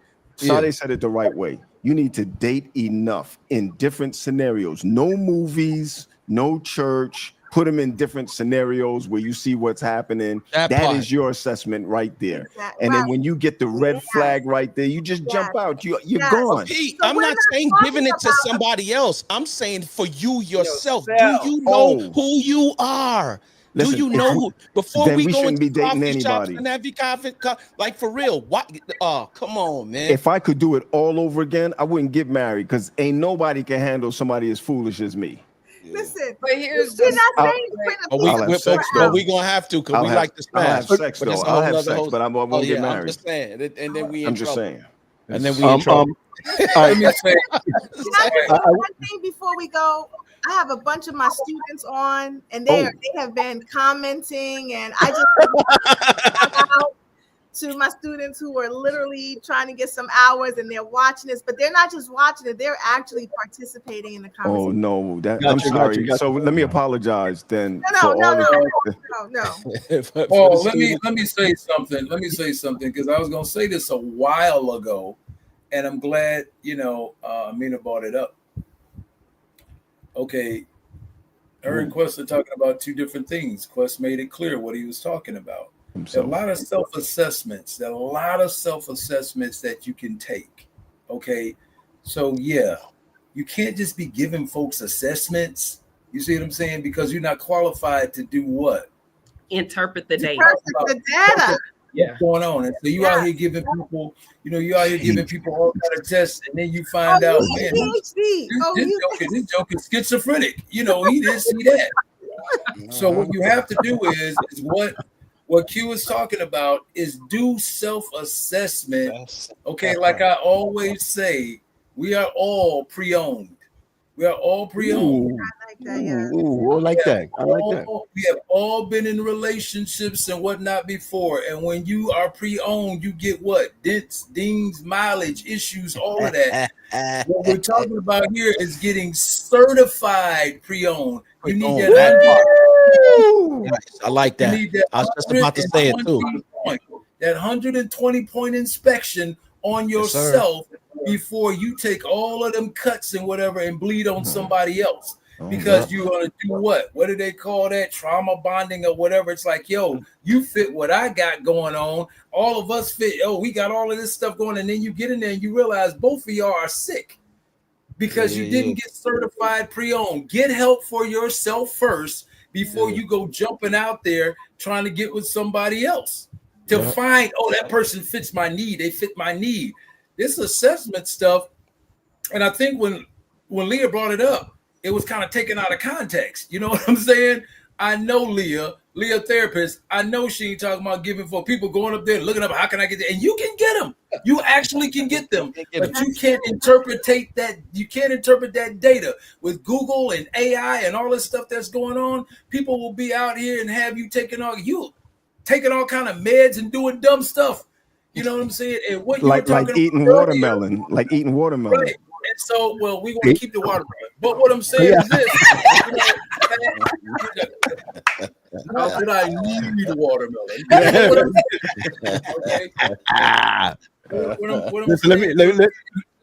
And I guess that's because my grandfather had a farm growing up. He grew watermelons, and we used to just go down there and pick them and just bust them open and just eat them as kids. So I then deposit seeds. And that's the problem. And this is why we need assessments, because there's a lot of seed depositors. Right. And then we have the offspring, right? Or the fruit thereof. But hold on a minute, Liz. Hold on a minute. Paul was talking about medication, okay? And we kind of skipped over medication, okay? A lot of people don't realize, like you said, it takes about 6 months to get in your system to do something. By then, they're switching and they're changing it. Have you ever seen mental health meds that cause people to gain weight? Yes. Or you see mental health meds that cause people to lose weight? Yes. When they come off the meds, they blow up because they weren't eating. Yeah. When they come off the meds, they lose weight because they were eating everything in sight. Yep. They call these medication trials. You know, it's like when people say, you know, well, I went to that doctor, he has his own practice. He's literally practicing. That's why they call it practice. He's literally practicing on you. So you really need to do your research. You really got to do your research when you're thinking about putting your kids on medication and whatever the case may be. Or yourself, really Doc. Studies, or yourself, whatever. Or When you take it, whatever. You have to look at all of that and not just take what they say. This kid needs this. All right, so I'm gonna give it to him. He's the doctor. He should know. No, not necessarily, because everybody that has a license does not know how to drive well. Wow. Everybody one that thing I has want to say. a license does not know how to preach well. My. Therapists, people that are therapists, don't mean they know everything well. Like you, okay. Anyway, I hear that, man. All right, Let me land. Let me get ready to land the plane. Go ahead, Sade. Let me land the plane. Go ahead, Sade, and I'm One landing thing the I plane. would say in dating, to be very honest and transparent, is that sex before marriage makes red flags look like roses. Oh, what was that? She didn't finish. Say it again. What? Sex before marriage can make red flags look like roses. Yes, they can. Red roses?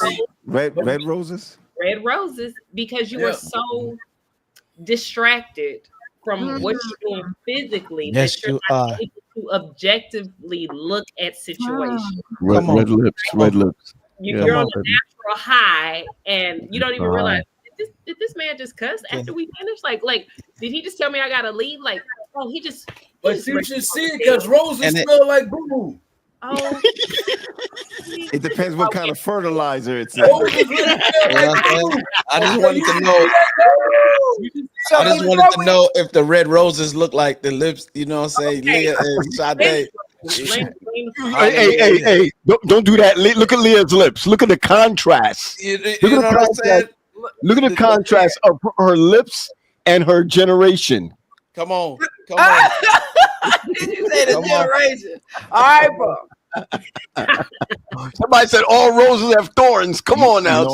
I know y'all about to leave on that. I'm not adding, but what you said is golden. I don't care what you say. That joint is golden, and it's not only golden as a single person, but also marriage. Those of us who are married or been married, that you got problems and you have sex and you forget the problems for the next 2 days or 3 days or 4 days or whatever. It's like this layer that goes there. Sex is a gift, but it also jacks up a whole lot of stuff. But It gives me amnesia. We have to go back to just being human. Yeah. If you look at Maslow's hierarchy of need, right? Oh, come on. Level of Maslow's. Listen, but let's kind of work with this thing. Yeah, at the base level of Maslow's hierarchy of what? Needs. Yeah, needs. Sex is at the lowest level. Yes, sir. Sex is at the level with air. Sex is at the level with water. Keep that lotion close by. Listen. So when we look at this thing from a humanistic perspective, yes, we have to know what we are hungering for. We have to know what the deficit is in our lives. That's why we seek after it. You're right. Look, if I see some Johnsons and Johnsons, I'm sending y'all to prison. You out of here. Hey, I mean, Pat, but to the Pat, point, do you have your jerkins? Oh, wow. Wow. I mean, Period. I'm so done. But to the point, Pastor Graham, you know, Which one? Which either one? one, I think we have to. Because sometimes you need a glove. Oh, what is happening? That's a little rough. That's a little rough. That's a little rough. But I as got you my glasses on to hear right. What is happening now? I don't. Okay, no. I never know It's what's happening. unscripted, Mina. We keep. Look at Lisa, Pat. Lisa said no. But I think we have to talk about one day about how when you're single or even if you're married and sex is not on the table, right? That is a need that we have some people have things happen where their spouse is not able to perform for them sexually. Sure. So when we think about that, how do we function when that need is not met? Listen, I get fed pineapples at home. I'm hearing watermelon. Like I've heard pineapples. I've heard pineapples. This is the shameless plug. I'm not supposed to have sex because I ain't got a ring on my finger. So what am I supposed to do? exactly. Because it is a basic, fundamental, physiological need that the body craves. It's true. Oh, Jesus. Does it? TJ said, look at it. It's true. My husband and I were serious about no sex before marriage. So we didn't skate over red flags. It was a struggle, but we survived the 4 years. The 4 years? Wait a minute, sis. 4 years? Yo, listen, the Bible says it's better to marry than to burn. And that's a whole lot of burning. But here's the thing, and that's what get people in jacked up relationships. That's true. Is that You're verse right there. Religion. That's what Sade was saying. That's what Sade was saying. Hey, listen, hold on. No. That's what I want. I want to close off on that. What is the pineapples thing? Am I a little? I was in the wrong show for a minute. I don't want to hear it from you, Sade. I don't want to hear it from you. I believe what they're saying is not just watermelon, that pineapples work just as well. They also help to enhance. Yeah. I would like to direct you to a product called Naturally E. Man, my good friend Quentin Cancer, you know what I'm saying? Sister Chapman is a proud recipient of the goodness of Naturally Man. She's smiling. She's smiling. She's smiling. You know what I'm saying? Shouts out to Quentin So, Cancer. Rhea, how's that working for you?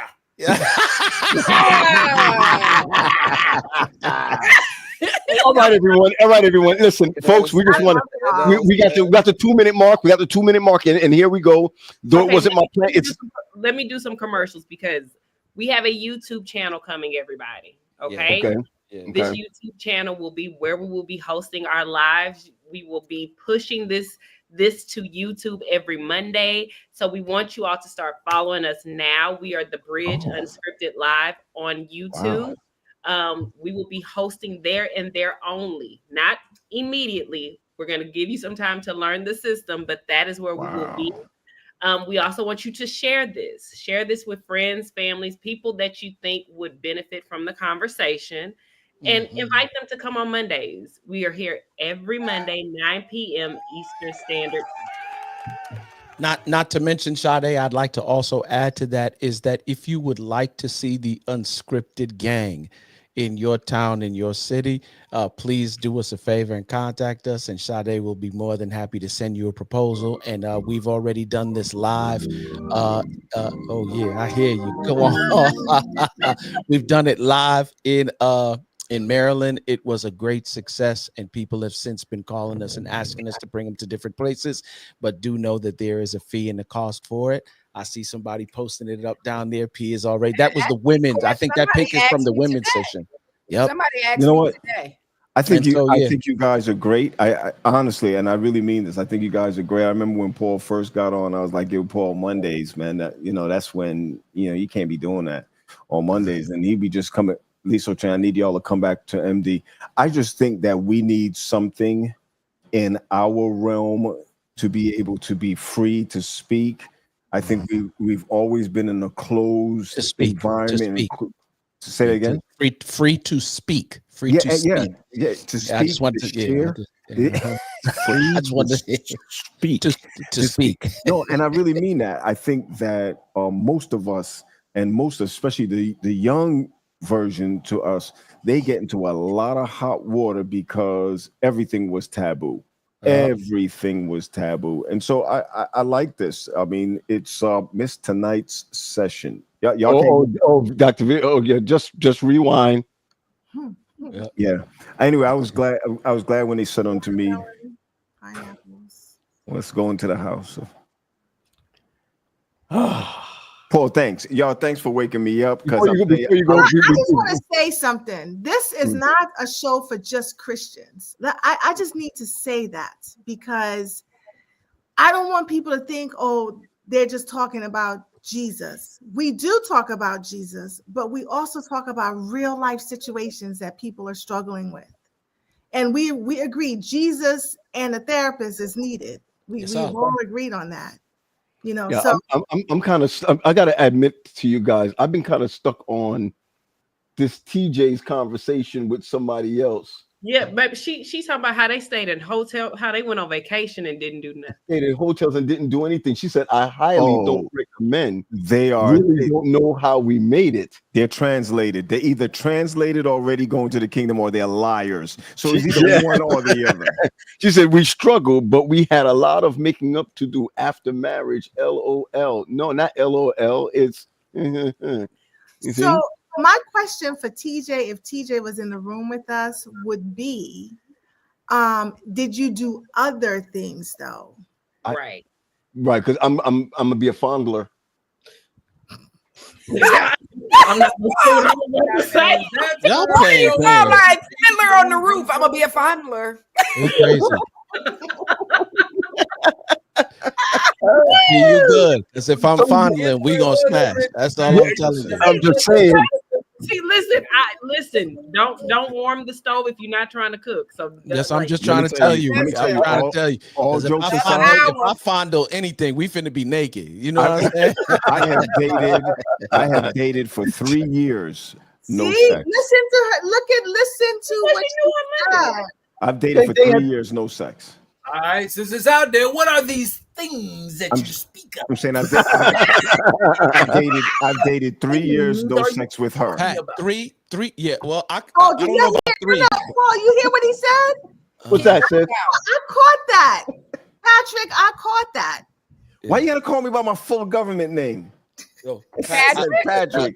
What did he say? What did he say? No, I've dated for 3 years and had not had sex. With her. With her. Well, however you want to qualify it. I got it. Listen, Armina, I want to thank you for catching that. Oh, look at Liz. I was with him too. Yeah. Look at Liz. Come on, Terry. My goal is not to have sex in my next relationship, but that also means that the timetable is cut. Like really, like we ain't got as much time. Good luck with that. LNG White Style, 3 months. He said, good luck. So what we're not talking about is being real. We got to be real, y'all. Like the body, once it has received a certain level of stimuli, it will begin to seek after that. You might have to buy the rose or one of those things. I'm crying in ovulation tears. I just want to say I successfully did it for a little bit over 11 months. I just want to say that.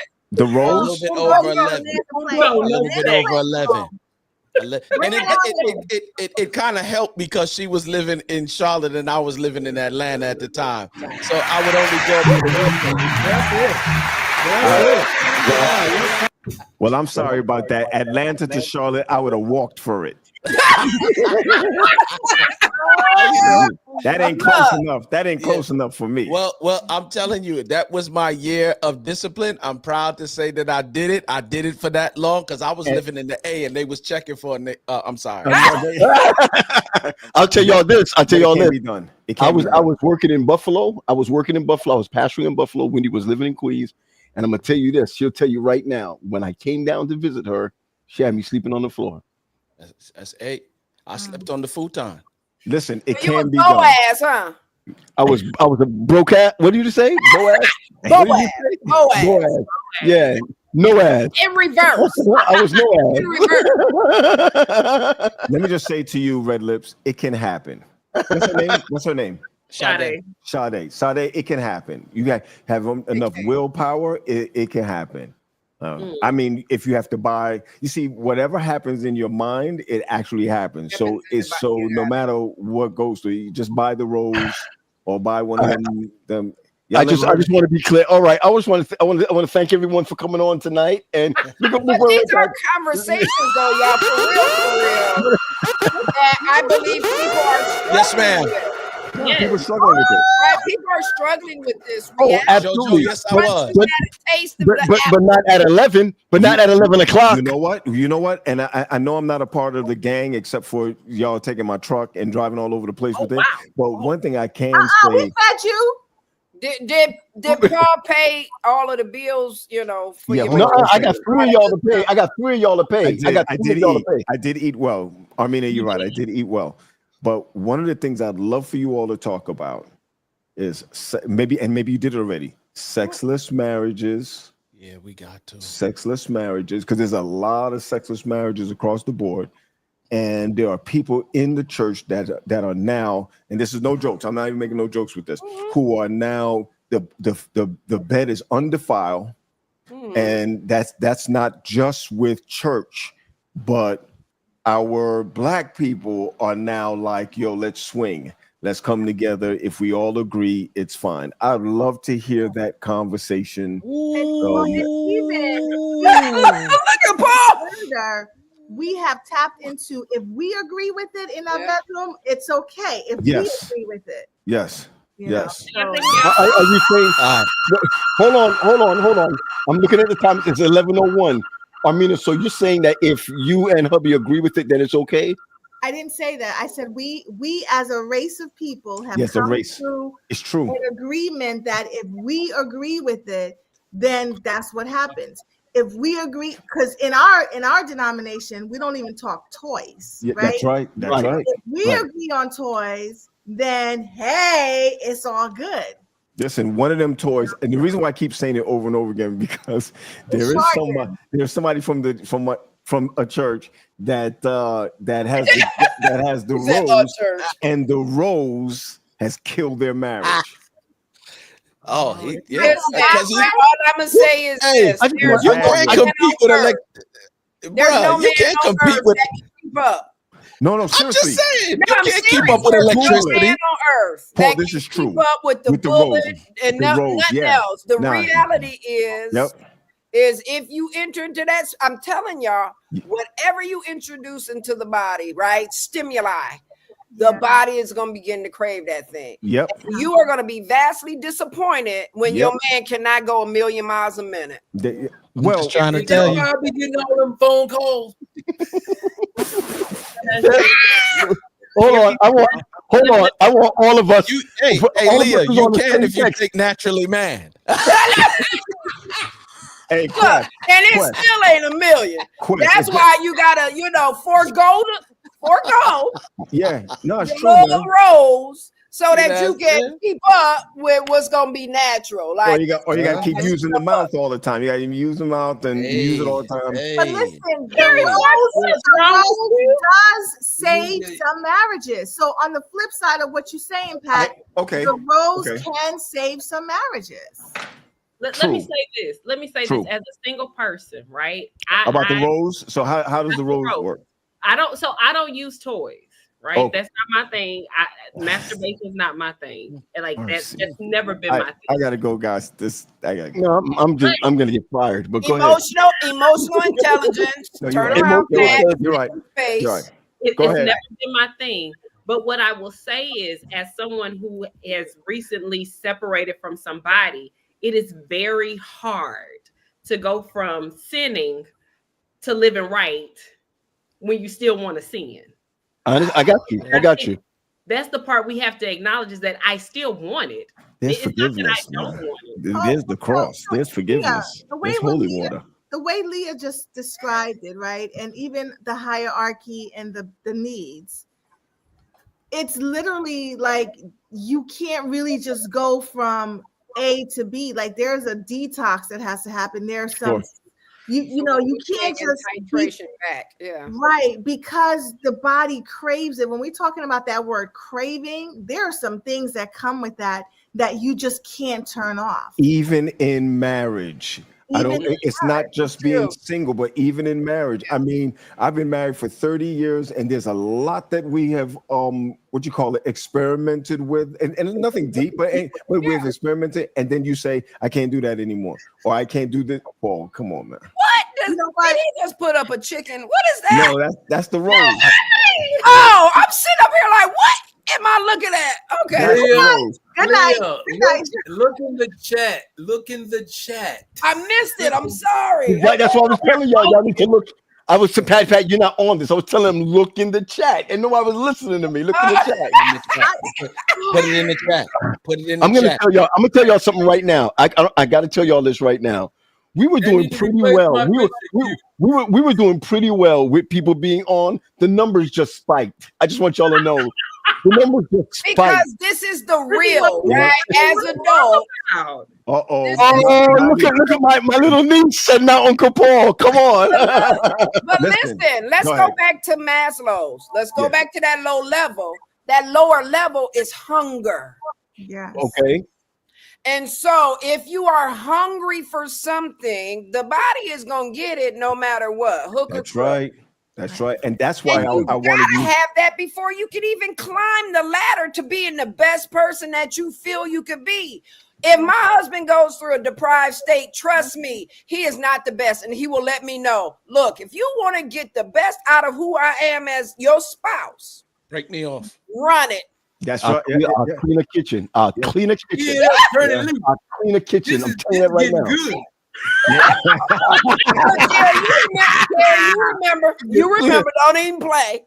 Listen, no, there's all jokes aside. I think that even in take the church out of it, our communities, we're starting to accept certain things in our communities that we have never accepted before. Yes, sir. And if it was done before, it was way underground. I mean, underground. So all this thing that we're hearing about Diddy and all that stuff, it's been done it's been done. That's nothing new. It's only because he's black and is who he is why it's so big and out there like that. They do it everywhere, There's right? nothing new under the sun, sir. Yeah, nothing. Solomon was doing everything that Diddy was doing with the oil. So it doesn't even matter how many concubines and how many wives? How did he do it? The Bible in Micah says, how much oil should I give? It's two a day. 2 a day. And I think this is important Solomon because was knocking him down. Yeah, he sure was. The problem that I have is that this is what causes mental health deprivation, decline, all mental health issues, because we keep everything inside. We make up things. It causes us to be delusional within our own lives. And we just go absolutely berserk over some of these things. So I like this show. I'm not going to stay up, till 11 anymore on this because I got tomorrow. But I'm going to tell you, I really like this. Y'all got some of the best, and I really mean this. It's like the two of you on here. I'm not a school person. The three of you on here are people who I look up to when it comes to mental health and where I'm going with mental health. I think it's great. But I'm going to say we need more of this actually coming out of the pulpit, actually coming out of the streets, because we are dying inside. Everyone is dying. And so this is a good thing. Armina, great stuff. The reason why the numbers are up, and like to Leah's point, people are dying for this conversation because we are not normalizing this. So it seems as though we're doing something wrong. Like, if I have a rose, oh my goodness, I must be going to hell. Yes. Let's talk about it. I right? saw an And I want to say to her point too, Pete, it's not even so much that we got all the answers, but what Mina's saying is have the conversation. We're opening it up. Yeah. I was watching IG. I was scrolling through IG, and this girl, this is true. I don't know how to search for this, but she had the rose in her hand, and she took the rose and she threw it in the bushes. And she came out and she said, listen, everybody, That thing is demonic. It's demonic. I mean, really, she wasn't joking or anything. She threw the rose away. She was crying. She was like, I had to get it out my house because that's a demon in my house. Yo, let me tell you something. It goes both ways. We missed it, Armina, when we said that. One, it can help a relationship. Yes. On the other side, it could destroy a relationship. Yes. And this is the reason, Paul, come on. This is the reason why. Oh, my dude is in it. Yeah, with the ones on. With the ones on. Look, he is the rose. Yes, not a rose. And it's about emotional intelligence. All right, folks. I gotta close, man. I do gotta close. Wendy sleep already. We have to close. Wendy ain't thinking about you right now. She I'm up there getting prepared with the rose. Come on. Come on, Rose. And the thing is, Paul, can I say? And I call you Rose. My. I'm gonna call Paul. Like, Paul, what's going on? Another reason. Just don't let it die, though. Wait. Shift gears. Like, what was I'm gonna say, what's the levels? I don't know the levels. All right. Let me play Amina. Let me channel my inner Amina real quick. The time is now 11:11. Let me say. Yes, yeah. Come on.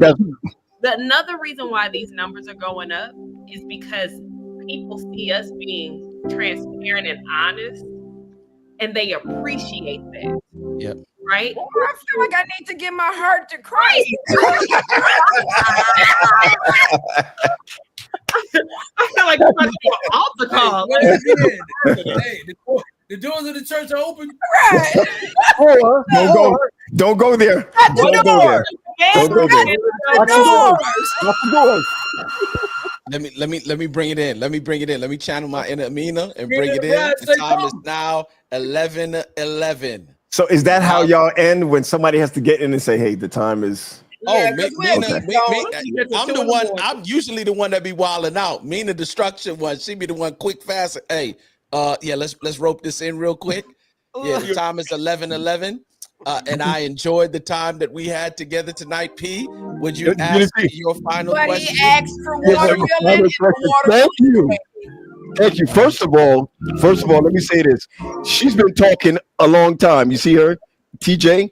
Then her husband just came on, and she just said, "Where you come from, babe?" You realize you were on. Who's her husband, Paul? Who's her husband? LeVar's her husband. LeVar's her husband. Mia wants to go to bed. She was tired. She wants to go to bed. Listen, I got to tell you, my question would have come off of what I was planning. All I can simply say about this whole thing is, what have I learned? And that's what we talk about. What have we learned? Mm-hmm. I've recognized that God is calling each one of us, or God is expecting you, or you are expected to take care of your mental health. That's it. Not just even ourselves, but for our children. The best care. And I think it was Leah that said it.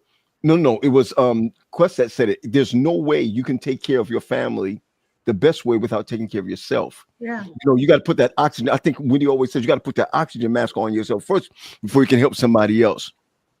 I do want to do this though. I think, and I'm taking something out of Sade's book for a moment. I think we need to continue this next week, right? Where we just left off. Because afterwards, I don't know about you guys, but I get a lot of questions on masturbation, a lot of questions on the marriage bed, a lot of questions on, I'm going to say this. There was a question that was all the way up here. I'm going all the way up. And this question that Carol had asked was, what happens if you have a husband who have mental health issues? Whoa. How do you handle that? There's so many questions that was coming up that we just kept on passing. But I'm going to tell you this much. I think we need to continue this next week because you guys have really elevated the mindset through the clinical, through the clinical mindset. Really have elevated. And I'm hoping that as we move forward, that we continue to have the discussions. Now I'm going to say this, and it's a little bit cryptic for us who we talk back and forth. I like to see that in the past couple of weeks, or in the past couple of weeks, a lot of churches have started to have the conversation. Mhm. I know what I'm talking about, right? Oh, I already know. And, right, okay. And somebody just said part 2 is needed for sure. Also And do I it think this that, week. Don't even wait. Do it this week. Wednesday night prayer meeting. All right, let me not do that because I'm not going to be on. We don't have to wait for this, right? Because the way social media works, you could post something and have conversations all day long. It's true. So our part 2 could be a tomorrow where. Oh, absolutely. I start now. I'm going to share with everyone, even though we can do it, it's got to be the same time. But I want to share this with everyone that starting tomorrow, I am doing the 21-day reset from 7:30 to 8:30, 21 days. And so after that, I'm free. So we'll in fact, we won't even announce it. We'll just come back on or just put it out there. I would love to continue this discussion, especially for the fact that it opens up real conversations. Can we have these conversations in your 21-day reset? No. We can't have it after. He trying to sell books. That's why. No, here's my issue. I'm kidding, Paul. No. Here's my issue. I'm gonna tell y'all honestly, right? And then I promise I'm gonna land this plane. I did not. I just went back and looked at how many books I've sold, and I have not been a good steward. So when I look back at how many books that I've sold, I was not a good steward. You know, when I'm telling you, it's like when you're selling near 4,000 books, I'm not a good steward. You understand where I'm coming from? And that's just 1 year. So I need to do something so people who have bought the book can come and meet me now. You understand where I'm coming from, or what have you. So it's not that, but I'm ready. I'm getting ready for do this on a Friday night, man. Show them that you really. What's wrong with it? See, that's the problem right there. That's the question that's why I asked the question. That's the problem right there, Paul. When Caught you. you. Said that, I was Caught like, you. wait, so till 8:30. And look, you faded to black. Wait, how you gonna take us all off? Hey, Really? for real? Wow. I'm never coming up on here again. This is too late for me. You don't even know what it's like. You don't even know. This is what it's like when we finish and nobody's on with us. All right. Everyone, we want to thank you all for joining us. We want to thank you for joining us. And I'm going to say this, part 2, if everybody's good for tomorrow, part 2. Wait, hold on. I got this video. It says when you put the rose on setting 3. Okay. Stop it.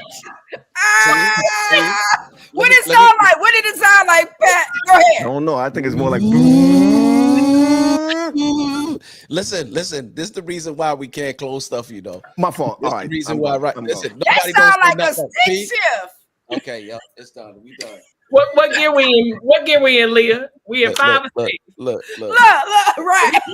I gotta tell y'all right now. I just well, my man is gone. He was gone. Because his watermelon was waiting. You forgot he put in an order. He sent his son to go, right? It is on Alexa. Alexa's call. I am. Let me say this, and this will be my last shameless plug. And just to double back, I am sincere when I say if you are a parent or a guardian or anyone of a child who has special needs and you need assistance, you can inbox me and I promise you I will find time to make it work. That is what I will say, because that our children are becoming adults who don't know how to navigate life. And we have to advocate for them now. So that is my last serious thing. And I will say, dear future husband, I do not have a rose. So whatever you do will be wonderful. Let's go. We good? We're good. Be blessed, everyone. Be blessed. Look at that.